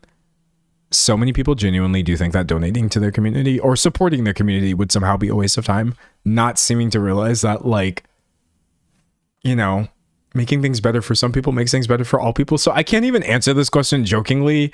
I definitely donate as I can. It says as much as I can once my own needs are met. Yeah, no, that's like, no. You can't just be evil. You can't just be evil. Someone said, why is this written in such a formal way? It's D&D, baby. We are bards. You didn't hear about my D&D character, DJ Bardango?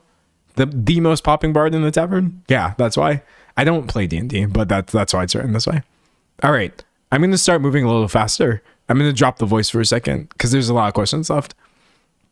Your community is threatened with invasion. Do you help defend it to your last breath? Defend the area with the rest of your community? Flee as soon as things look grim?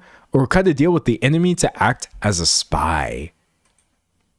All right, so I'm being asked about this in a fictional context. In a real context, I would definitely help people. I would try to help people and stuff like that to the best of my ability. But again, I have a DJ career to worry about. We've already taken out my great-great-great-great-grandpa for the sake of my career. Why would I let it end just because the town is now being invaded? Are you kidding me? We're dipping immediately. Immediately. We're not looking back. We're not extending invitations. They're like, oh, we're under attack. Where did he go? Where is gone? He's in the next town. He's 2 towns over. Absolutely not. If you were injured and required immediate assistance, would members of your hometown agree to help? Wait, so if I was injured, would people help me? I hope so. Okay, this test keeps alternating between like me making jokes and then me just getting sad. I'm like, I really hope that if something horrible happened to me, people would want to help me because they know that I would help them. Probably not because I'm distrusted in my hometown. I would say yes, I'm generally liked. Most people would probably try to help me. Do you respect the laws and authorities of the community? No, I don't. Where's no? I don't pay attention to the authorities. They've got no hold on me. Y'all can't tie me down. Someone in chat said, no, I would get burned at the stake. Exactly. I would literally... Wait, but that's not good for your career either. So I would walk a fine line between constantly breaking the law and also advancing my DJ career. Do members of your hometown shun, avoid, or mock you? I would say some do because I don't always fit in. Yeah, for sure. Actually, in real life, like no D&D stuff, no YouTube stuff, I would say some members of my town shun, avoid, or mock me. Why? Because I'm kind of scary to people now. I'm not a scary guy. I'm actually a really nice guy. And, well, no. I don't think I'm a nice guy. But I try to be really polite to people and not scary. But I do think nowadays I'm more likely to scare small children just by virtue of looking the way that I do. So be very afraid. Let's see. All right. Would you stand for office or seek to represent the interests of the community in some public manner? No. Well, it says no because I don't want to be responsible for the community's welfare. I don't want to be y'all's governor. That's more so the thing. Like, I don't want that sort of responsibility. I don't want to do it. So I'm going to say no. I kind of don't want to be responsible for the community's welfare. I want to be responsible in other ways, but I don't want to be the one person that everybody blames when things really hit the fan. Your country is racked with famine. Okay, I would obviously share food in a crisis. Even if I'm the worst DJ of all time and the most, horrible person. If I had extra, I would give it. Excuse me. I'm a DJ. I'm not a billionaire, okay? If offered enough money, would you slip a poison into your king's drink? If offered enough money, would you slip a poison into your king's drink?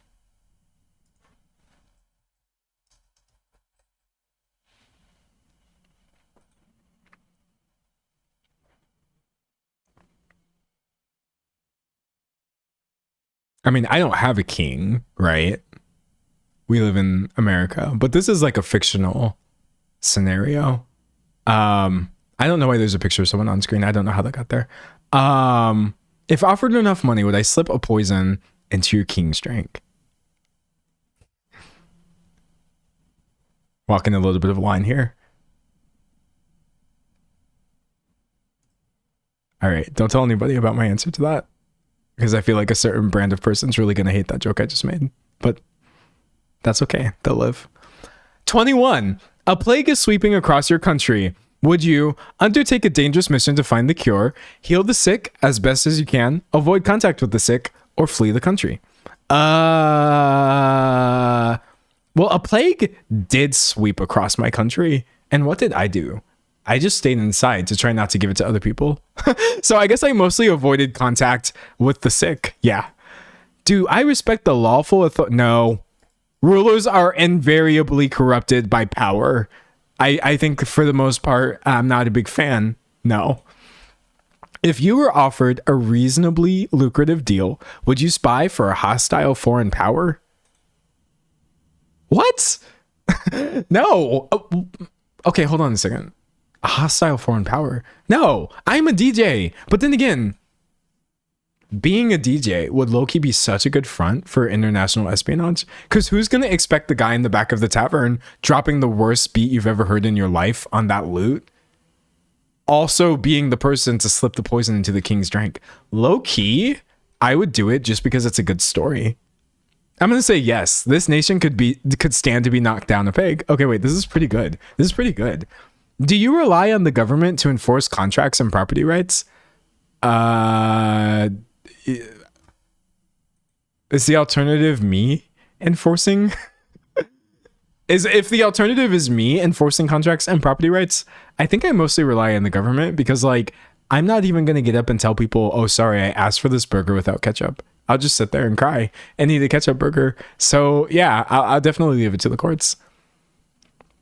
If imprisoned, would you injure or kill others to escape? No. No. It says those guards... Wait, hold on a second. No, except for minor wounds that will heal easily. I mean, if I'm trying to escape imprisonment and I've got to do a little bit of magic on you, my DJ burn magic, where I play music that's so bad it actually like burns your eardrums temporarily, which is the only spell I know. If I know that you're going to recover from it, I might do it. I might cause a little damage, only because I know that, like, they'll be okay. They'll be okay. They'll be okay. Do you accept... Someone said it's all part of the job. It's all part of the job. Exactly. Sometimes when you're doing international espionage as a DJ, after you've killed your grandpa, you get arrested. And sometimes when you get arrested, you have to break out of jail. And that means harming people with magical music. So it is what it is. Do you accept a noble's right to treat badly the serfs who work on his land? No, I don't. I believe no one has any right to treat another badly, period. There we go. You have accidentally committed a crime. Oops, hated it. My bad. I hate accidentally committing a crime. Do you turn yourself in? No. Do you turn yourself in throwing? No. Do you hide your involvement, lying if you have to? Or do you try to pin the crime on another? I think I would mostly just hide it. Yeah. In this fantasy scenario, why would I willingly admit to doing something that I'm going to get in trouble for? Logically, that doesn't make any sense. If guilty, would you confess to a crime? No. No, I would make the magistrates prove my guilt. I'd be like, oh, okay, I did that. Explain how quickly. Actually, show me video evidence of me doing that. Oh, wait, you can't, because this is Dungeons and Dragons based off of a medieval time period. So we haven't even invented video yet. And you're going to sit here and accuse me of things y'all didn't catch on camera because we don't even have cameras? Miss me with that, Your Honor. All right, we only have a few questions left and I'm sad. 7 questions. All right, let's make them count. Would you express a revolutionary political opinion if threatened with punishment? Yeah, probably. It says, yes, somebody's got to speak the truth.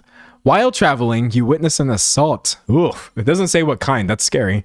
You are ordered to testify, which will delay your travel significantly. Do you slip out of time? I would testify. Okay, I would definitely testify. Again, I feel like even me pretending to be a bad person or whatever, if I saw somebody get hurt and I can help, in any way, I'd be like, yeah, I saw what happened. So yeah, I would totally testify. Remain, reluctantly testify, and leave. Yeah, I'm never gonna deny anybody or like block justice or whatever. What is the best use of wealth? To help the destitute and less fortunate? To provide for the needs of friends and family? To stay on top of the heap yourself? To not only stay on top, but keep others from climbing to your level. Do you know how miserable you have to be like, it's not enough for me to win in life. Y'all all also have to lose. Y'all have to lose. I wouldn't be that miserable even in a D&D campaign. But as the number 1 DJ in the world, I would definitely try to have enough wealth to try to stay on top.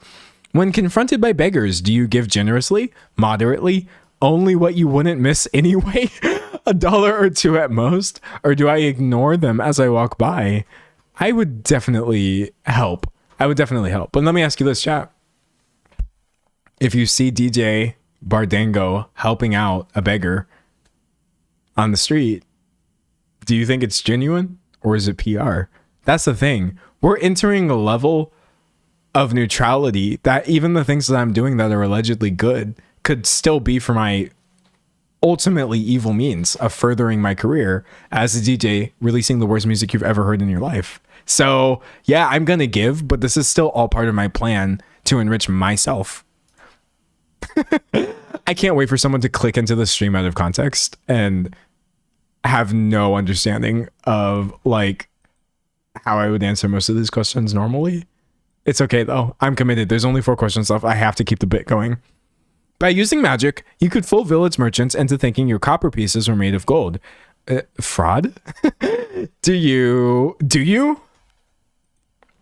Would I commit fraud if I could do it using magic? Doesn't that mess up the economy? Kind of. But like, hold on. What are these options? Yes, and I'll buy as much as I can. No, but I'll only cheat the rich merchant. Or yes, but I'll only cheat the rich merchants. No, it's too risky. Someone said, does DJ Bardango even pay taxes? Well, that's true though. Okay. I know what it is. I know what I'll do. I'm going to pay taxes with fake money. I'm going to pay taxes using enchanted copper coins. And so then they're like, wow, he's such a good guy. He pays his taxes. And I'm like, no, I didn't. I distributed false currency into our economic system. I have made things worse, but you're going to take that tax money and help other people. Yeah, I'm going to do it. Okay, yeah, I'm totally doing it. You have 2 job offers. One pays more, but the other is secure and steady. Which do you choose? Well, as a DJ, obviously I've chosen... Wait, is DJing secure? I feel like low-key DJs have been replaced by Spotify. Wait, but I feel like me saying that is really mean to people who take DJing seriously. I just feel like there's a little bit less of a need for DJs. But streaming hasn't existed. And in this medieval tavern, we always need somebody to be in the back spitting the craziest fire you ever heard over a lute. So I would say I would mostly stick with a secure job. I'm mostly a DJ because I don't trust myself to do anything else while still making money. And that's called projecting about my YouTube career. Okay, 2 more questions. What is the best path to wealth? It's a matter of luck and being in the right place at the right time, staying flexible so you can take advantage of good opportunities, following a long-term plan that incorporates a comfortable level of risk, or hard work or perseverance. It's not hard work or perseverance, let me tell you that right now. I'm gonna say staying flexible so you can take advantage of good opportunities. Well, actually, the best path to wealth is being born wealthy. I feel like that's a much easier way of acquiring wealth is to just already have it. But outside of that, yeah, I would say it's definitely just trying to get as lucky as you can. And lastly, if you accepted a job or contract, would you try to finish the task even if it got much more? No. If it's no longer a deal, the deal is off. Okay. Before I show my result, what do y'all think I got? What do y'all think I got? Someone said DJs are so needed. Every DJ is a new spin on the art. No pun intended. Yeah. No, you're absolutely right. I'm not going to dunk on DJs in this stream. Just because it's, I guess, not as necessary as it was to the average person doesn't mean DJing is not an art form. And I think that's, seriously, I'm being legit. I know I was just kidding a lot, but no, enough about that. What do y'all think I'm going to get? Someone say chaotic evil. I don't think I'm going to get chaotic evil. I don't think I'm going to get that. Chaotic neutral. I'm leaning towards chaotic neutral because I don't think I said anything on here that makes it seem like I was going to kill anybody, because I wouldn't kill anybody because then my career would be over. So let's see. I got Oh my, wait, okay, hold on, wait. I genuinely thought it was going to say neutral. Why is it evil? I feel like my answers weren't that bad. I don't feel like I was that bad. Well, I mean, that's kind of the whole idea of being evil, is that you don't realize how bad you are. Wait, this is not a bit. I swear to God, I thought that this was going to say chaotic neutral. Why am I evil? All I did was kill Grandpa, ruin the economy through fraud, hurt other people. I was escaping from jail. Yes, I did that. And you would do it too for a check. Okay? I was an inmate. And I was going to get inmate of the month. And that's on period. Like, what do you mean? Oh, it's evil to escape from jail now? It's evil to make your grandpa disappear because he's saying things that you don't like? I'm so offended. A chaotic evil character does whatever his greed, hatred, and lust for destruction drive him to do. Hot-tempered, vicious, arbitrarily violent. I didn't hurt anybody. I'm so mad. Thankfully, his plans are haphazard, and any group he joins or forms are poorly organized. So now we're gonna dunk on me because I'm evil? So now I revealed myself to be an evil person. You think it's okay to say things about me like my plans are haphazard and I'm poorly organized? This has all just turned into evil people are bad? Typically, chaotic evil people can only be made to work together by force, and the leader lasts as long... Wait, okay. I'm actually kind of mad. I really thought I was going to game this test into chaotic neutral. However, wait. Chaotic evil is the best alignment you can be because it combines self-interest and pure freedom. Oh, wait a second. So, like, I passed the test. Okay, never mind. I'm not mad anymore. I just don't like getting, like, C's or even B's. But I pressed the wrong button. I went to the wrong computer for a second. Yeah, this is saying I got an A+ on the test. Okay, cool. Someone said you did a lot of good things, too. Actually... I feel like low key, this is a pretty good example of how I actually feel about billionaires and celebrities and stuff like that. Because like, it doesn't matter how many nice things you do as a billionaire. You know what I mean? It doesn't matter how many nice things you do as somebody who is doing even one of these things that is ultimately making things worse for other people. You're still evil. You're still evil. Actually, so even as much as like this was kind of a funny result, I think this was a great result. I'm glad the test still clocked me as evil. And just because I was out here donating to people or doing all these other things, like, no, don't let anybody gaslight you. I mean, that wouldn't be gaslighting necessarily. It's just lying. Don't let evil people lie to you and say, but wait, I did some good things. Why are you guys calling me bad? So this was a life lesson, actually. Someone said you got evil because your choices were self-serving. They definitely were. I mean, look, if it's evil to be married to the game and to really grind to try to be the best DJ you can be, lock me up again. I would say lock me up, but y'all already locked me up and I escaped by harming all of the guards. Oh, the tax evasion. Oh, okay. Wow. Now all of a sudden we care about fantasy tax evasion. Crazy. Someone said they say it's the best for all of them. Wait, are you? Hold on. You can't tell me that right now. I'm just gonna game this. 1, 2. We have to count to 36. 3, 4, 5, 6, 7, 8, 9, 10, 11, 12. We're a third of the way there. 13, 14, 15, 16, 17, 18. Oh my gosh, I can't scroll. 19, 20. Okay, we got 16 left. 21. This is such good content. You are watching a guy count to 36 right now. 24, 25, 26, 27, 28.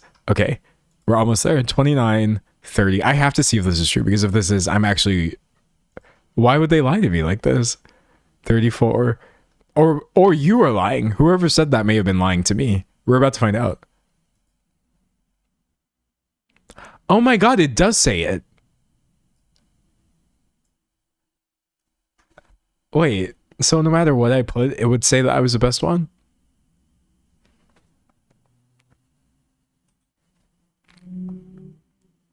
Doesn't that mean technically like the test is evil? Because at least I'm not lying to people.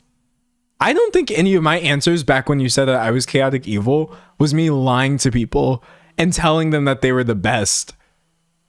Telling them that you have the best alignment. Even though you're evil, you're the coolest person. I wasn't doing that. Okay? So actually, I feel really misled right now. Why would you tell me that? You shouldn't have told me that. Somebody lied to me several times.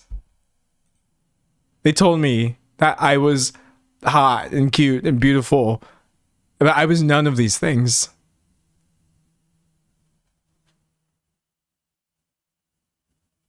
I'm mad. I'm angry. I'm upset. That was really funny though. Someone said true neutral is the worst alignment. I feel like true neutral is the worst alignment, because what do you mean that you're just like down for whatever? That's scary. You're just like raw dogging life itself.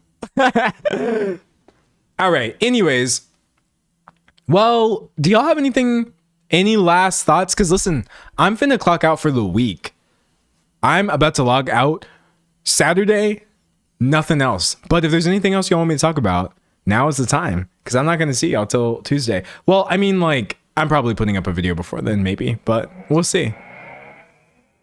Do y'all hear that car in the background? Bro, crazy. Wild. Someone said true neutral is mid. Yeah, no, I mean, like, if you are really true neutral, I'm not saying you are a mid person. I'm just saying, like, live a little. My thoughts on dating apps? I don't have any thoughts on dating apps. They seem really hellish though for a lot of people. So no thanks. No thanks. Someone said I love True Neutral, and that's me IRL. Okay, wait, hold on. I don't want to dunk on people who are True Neutral, okay? Because some people would actually genuinely get that alignment. But I also feel like you may not be as neutral as you think you are. You know what I mean? Now I'm invalidating people. Now I'm invalidating your test result, but I feel like you're probably good. I feel like to be true neutral would be like you're literally just, well, maybe I don't understand what true neutral means. No, I feel like you're better than true neutral. But if you are, and that is really you, like surely you would help people out a little bit. I think. I'm stuck. I've gotten stun locked. I'm moving on. Someone said Trisha Paytas running for Congress.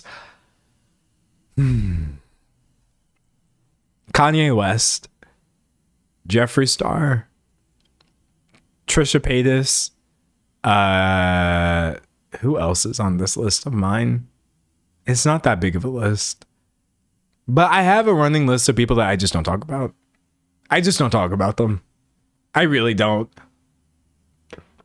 Because there's literally no way to criticize what they're doing without feeding into it. And if you don't feed into it, it's not like world ending if I just completely ignore Trisha Paytas. Sorry, I realize I paused the chat. I don't know why the chat pauses every time I pause. Yeah, no, I think that was true, right? Trisha Paytas running for office. Let me make sure that that's actually true. Yeah, no. This is legit. Influencer. Oh, this is from Fox News. Okay, look. Please don't get mad at me for pulling a source from Fox News. It's just the first thing that came up. Influencer Trisha Paytas says she's considering 2026 congressional bid to stop horrible stuff in California. I did see that, and I was like, I just don't remember. I don't think that it would make sense for me to bring more attention to this. That's personally how I feel about that. I don't think it would make any sense for me personally to buy into this at all. Mostly just because I don't ever remember most of the things she's done being all that serious. And I do kind of take congressional bids seriously. So I don't know about that one. Chat. But maybe I'm wrong. Listen. I want to make it clear. If I'm incorrect, and actually Trisha Paytas, of all people, is correct on every single issue, and she's like, these are my opinions about, social welfare and things like this, and these are my ideas for foreign policy, I'm not going to discount Trisha Paytas just because she's Trisha Paytas, but I'm more so just like, I'm not assuming that this is going to be a serious thing just because it's happening. Someone said, have you ever heard of Sleep Token? I have heard of Sleep Token. I'm not really a huge fan of their music, but I'm also not a hater of Sleep Token, and they have some good songs. I'm not part of the fan base, but I'm like, yeah, they're cool. I like rock music. I like that Sleep Token makes a lot of people mad because they're like, oh, it's not rock enough or whatever. That's hilarious. All right, what else we got? Someone said Fox News rage baits when people make a joke. I mean, the truth is, maybe she wasn't running for Congress, but like, I don't think she was kidding. It's not only Fox News. I don't think she was kidding. I know it sounds so crazy to me too. She said in a new YouTube video, I really want to be able to truly make a difference because I see so much horrible stuff happening in the world. Yeah, no, I'm confident enough that she was not kidding to spread that on my channel. I think she was being for real. Anyways, people are saying it's a joke. Okay, well, chat, this is a pretty elaborate joke. Is she being serious or not? This is also why I don't really pay attention to what she's saying. What kind of joke is it to say it sounds crazy to me, but I am weighing a congressional bid? If this is a joke, then I don't understand it. So, again, that's also why I'm not really talking about it, because I don't want to sit here and try to figure out whether she's being serious or not. I don't know. Anyways. Do you like art rock / noise rock?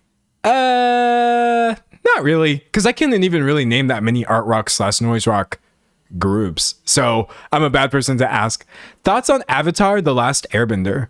One of the best animated shows of all time. And I usually don't like saying things are one of the best blank of all time, because that's typically like premature. But I think Avatar: The Last Airbender has stood the test of time, where despite being imperfect, it's got to be up there. It's got to be up there. It's so good. It's so great. How painful are the hand tattoos? Really bad anywhere except for the very top of your hand. Top of your hand's fine. Knuckles and sides are awful. Did you follow the Lana / Ethel Kane beef? No, I didn't. I mean, like, I was aware of it, but I was like, I don't even know what's happening here. I think I was very, very deeply offline when that was happening, so I mostly didn't look into it that bad. I'm still reading chat. Can you recommend a good series or movie? Yes. As I said, watch 100. You might not have been here. Watch 100 Meters on Netflix. It's so good. You don't even have to get Netflix. I'm sure there are ways of finding the movie even without it. It's so good. Have I seen the movie Lurker? No, I have not. Have I even heard of the movie Lurker? Is it good? Should I watch it? Someone said Avatar ATLA is one of the best shows, period, animated or otherwise. Oh, I agree. Yeah. All right, what else we got? Have I watched the new Knives Out? I watched the new Knives Out and I liked it a lot. I thought it was really cool because I liked the first Knives Out, and then the second one I felt like was kind of a lot. And I didn't really super love the direction it went into. But then this new one, I feel like they locked in. They really dialed in with like the script a little bit more and kind of the themes that they were getting into. And I thought it was a really fun time. Frankenstein 2025. Okay. I totally think it's like a fine and fun movie. But I thought that they made some choices that were confusing to me personally. But that didn't make it a bad movie. That was just their take on Frankenstein. And I'm never that person who's offended because I'm like, why did you change this aspect of it? But some of the things that were changed in that movie, I was a little like, what? Also, let Frankenstein's monster be evil.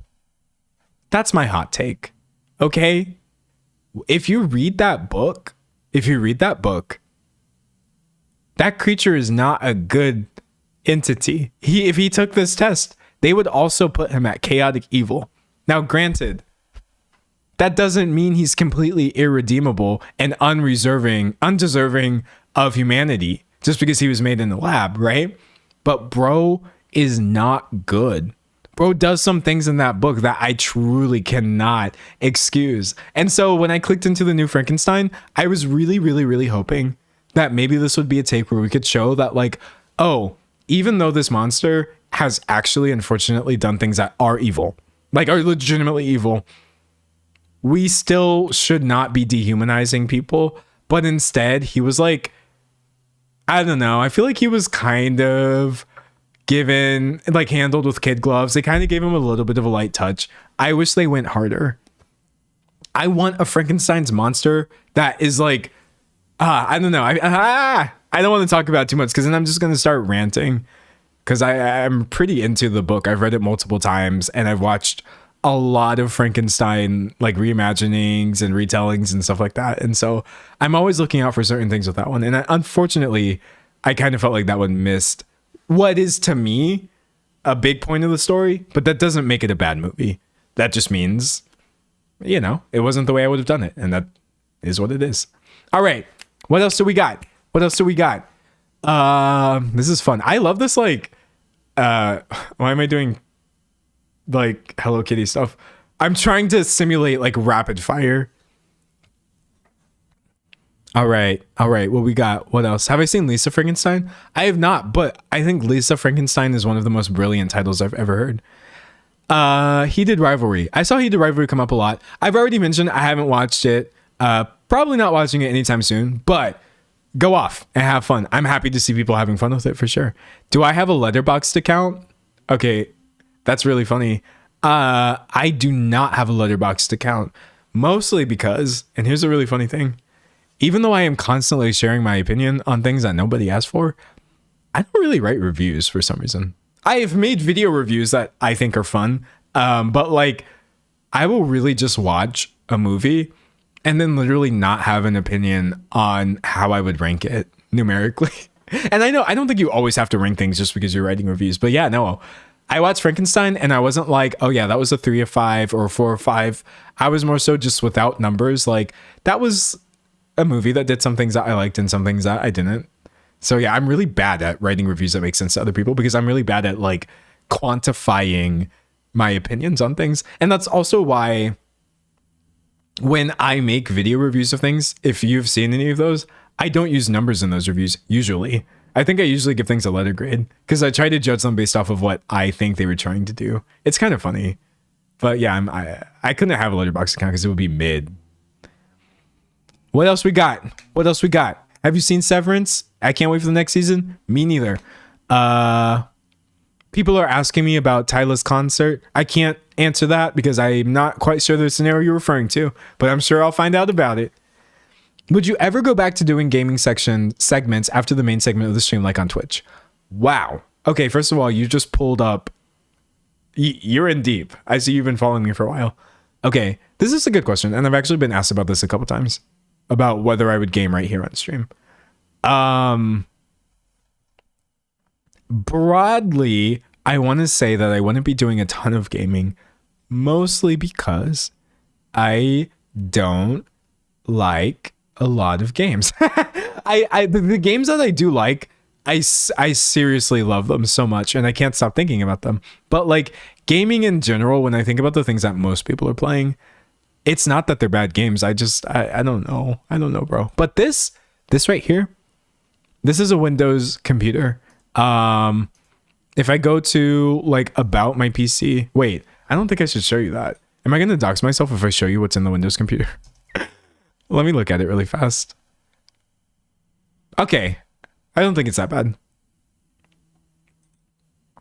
So it's really hard to see because my text is small, but it says I have like an NVIDIA GeForce RTX 5070 and 32 gigabytes of RAM, which means I think I can play chill games. I don't think I can install Black Myth, Wukong, and start playing it for you all in 4K. Or my computer will die.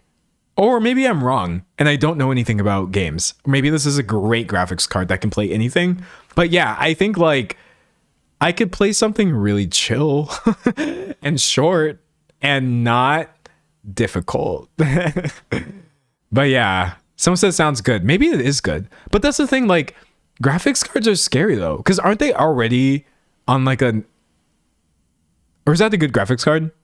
Someone said I think you could just play those not in 4K. Okay, sorry. Oh, now I'm realizing I sound stupid. I don't really know much about like PC gaming. So maybe actually an NVIDIA RTX 5070 is like, you could literally play anything. What are you talking about? If that's the case, and all I have to do is switch it to 1080p, because I'm already streaming in 1080p anyway, so there's no point in playing the games in 4K, then maybe I could. Maybe I could. Maybe I could. Someone said, what are you discussing? We're discussing everything. We're doing rapid fire content until I disappear like smoke in about 5 to 10 minutes, unfortunately, because I'm having so much fun. Someone said that's good. Mine is 8 gigabytes. Okay. Yeah, never mind. This is probably a really good computer. Sorry. My colleagues, my friends and I, we have a brain rot. I don't think people talk about YouTuber brain rot a lot, but we have it and it's actually pretty bad. Like I'm looking at a monitor right now that I think is 27 inches, which is like, no, not 27 inches. No, I think it is 27 inches. Yeah. But like to me, that's a small monitor. And I feel like my concept of what is normal in technology has gotten so stupid because I'm constantly like, oh, you have to have this setup and this, that, the other. That like I think a 27-inch monitor, I'm like, oh, we could go bigger. Or like I'm like, oh, an NVIDIA 5070, like it's decent. But I know people who have like much crazier stuff. But I forget that like I'm dumb. I forget that like I have the brain rot. If I turn off the brain rot, I think I could probably play whatever I want to. Have I watched the anime Gachiakuta? I watched 13 episodes of it or something like that. But I thought it was really, really cool. I didn't finish it. The Life of a Showgirl album thoughts.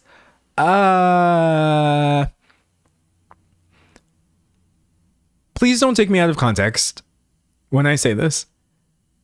It's completely fine to criticize Taylor Swift for like a bunch of things that she does, for sure, obviously. And I have done that. I mean, you know, but I'm only answering this in terms of the actual album. I'm separating it from the artist for a split second here. I felt like some of the hatred against the album was performative because I was like, wait, this is the worst music she's ever released in her entire life, but apparently, according to the internet, it sounds so much like the rest of her other music. I don't know. As somebody who is not really a fan of much of her music in the first place, I thought The Life of a Showgirl was just another Taylor Swift album that I wasn't a big fan of. But then, yeah, I saw so many people being like, no, actually, this is the worst thing we've ever heard. And I'm like, I thought it was just kind of bland and inoffensive. But I do know for sure that like there is a brand of Taylor Swift hater that's going to be like, there he is again, being a Taylor Swift apologist and, you know, just caping for. I'm just giving my opinion. I didn't think the album was nearly as bad as most people said it was, especially in the context of not sounding too different from most of her other albums. Anyways, what else do we got? Do you dabble in making art anymore? An artist who low-key hates making art. Oh, and then someone asked me about Blake Lively. Hold on, I'll talk about that in a second. Yes, I do dabble in making art. I do also kind of hate making art as well. I like finishing art. I like finishing artwork and the fun perks you get when you get to show people what you've made, but actually sitting down to like make yourself work on things is really, really tricky sometimes. Okay, so Blake Lively. A year and a half ago, I think that's the right time frame, I made a video about Blake Lively where I talked about things that she was doing that were racist and a bunch of other things. Oh, it wasn't racist. It was like the plantation wedding she had and comments she had that were like transphobic and stuff like that. But then the main thing that people were talking about was her campaigning for, what is it called? I actually don't remember the name of the movie. Colleen Hoover, It Ends With Us, right? After I made that movie, while I was off of the internet, it was revealed objectively that there was a PR campaign against her to... A lot of the information that was coming out was being made public by somebody's Justin Baldoni's lawyers in that scenario. And it was completely like, what's the word I want to use? But essentially inauthentic, that people were finding all of these things en masse anyway. And so I wasn't making content at that time, so I didn't get to say, like, I, in my initial video, definitely veered away, if I remember correctly. Hold on. Because I think this is actually kind of worth looking into. I think I tried mostly to veer away from any sort of talking about Justin Baldoni and the rumors and stuff like that, because I didn't know if those were true or not. Let's see. Blake Lively. Okay, I found the video. Oh my gosh. Jump scare of me with hair. Yeah, I feel like the vast majority of the things that I was talking about in this video, I was mostly talking about the weird promotion of It Ends With Us. Oh, here he is. Here. Wait, hold on. Oh, no, wait, that's not him. That's just about the movie. Yeah, I was mostly talking about the promotion of the movie. And then the things that were rubbing people the wrong way, as well as her transphobic statements and stuff like that.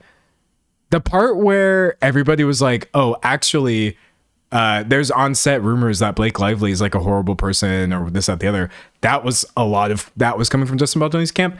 I tried to avoid that in the video because I didn't know if that was true or not. And so when it was revealed that a lot of that was just PR, I was like, yeah, that's usually why I don't talk about rumors. I do think that the vast majority of what I said in this video, I want to say I would still say again.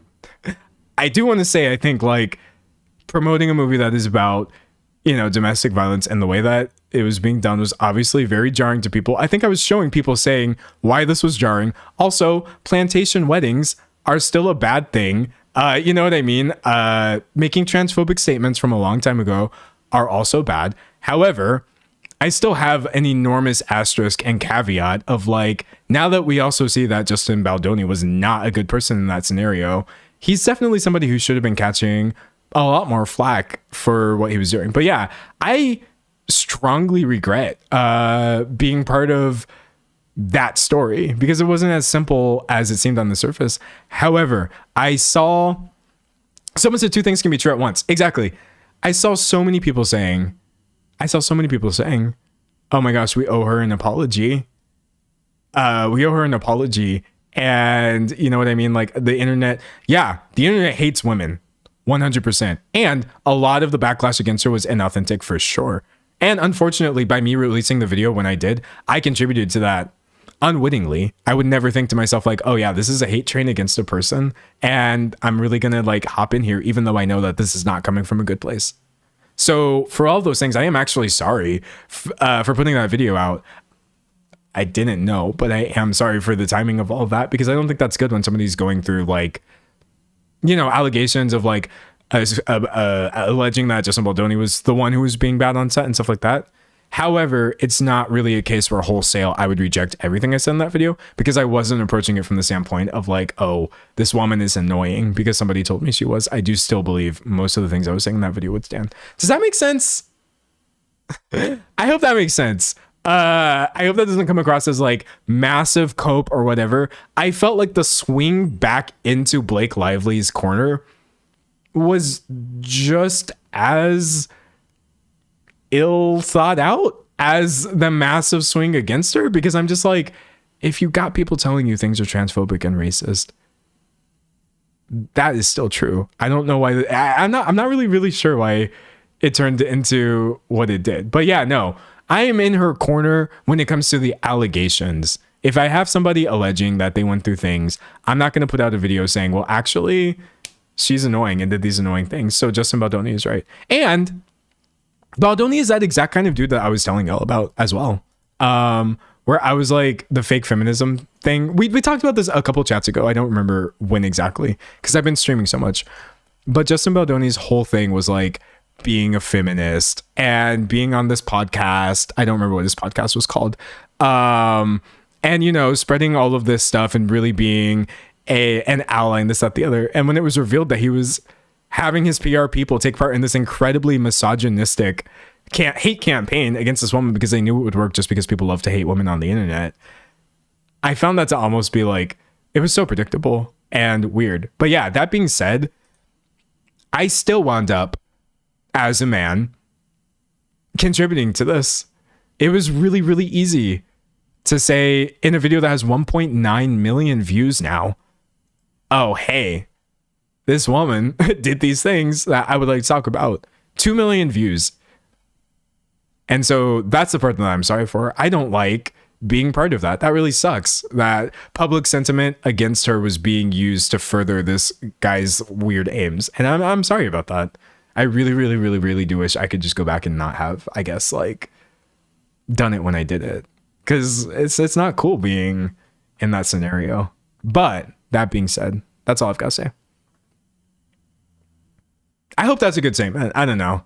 I'm trying not to overthink things too much. I'm also trying not to shy away from anything. Someone said, do you still want to keep it up?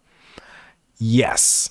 I do still want to keep the video up, mostly because, as I said, I did that.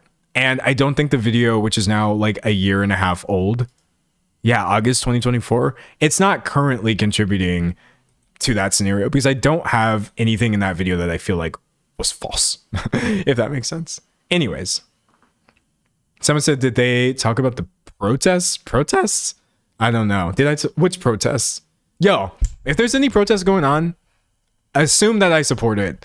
I don't know what y'all are referring to, but if we're protesting the government, if we're protesting the way people are treated overseas, if we're protesting law enforcement, even if I did not mention it in a stream or whatever, default to me supporting it, please. I got in so much trouble the year before last when, due to me communicating badly, it was assumed that like I did not support protests against Starbucks and all these other things. I love me some protests. 10 times out of 10. Protests have gotten me so far. Someone said Minnesota ICE protests. Okay, yeah. I didn't even know that was happening today, but I support it. I'm not asking questions about it. I'm absolutely 100% in supporting protests of that. We should be protesting so many things. Yeah, no, ICE. Bah. Nah, man. Not a fan. Not a fan. All right. That's all I've got. I uploaded 90 minutes of content, edited content that I edited. I streamed on the internet for 12 hours. And I still got hella sleep. And I went outside. I had a great week. I talked about things that were actually important. We talked about some really serious stuff this week as well, with no massive blow-ups. I think I'm really getting better at what I wanted, which was to be able to talk about any and everything. I wanted to be able to talk about any and everything without feeling scared to share how I feel, or without getting scared to get clocked. I got clocked multiple times in the stream. I said somebody had died at one point. They did not. I was incorrect about that. You know, I started bashing DJs and somebody was like, DJs are important. DJs are important. You know what I mean? Like, I really like this environment that I'm in, because I feel like it's pushing. I have to try a little harder for sure, but I feel like it's pushing me into a space where the content's just going to get better and better, which I'm really excited for. I'm really excited for. Anyways, oh, someone said hi. I hope I'm not super late. So the thing is,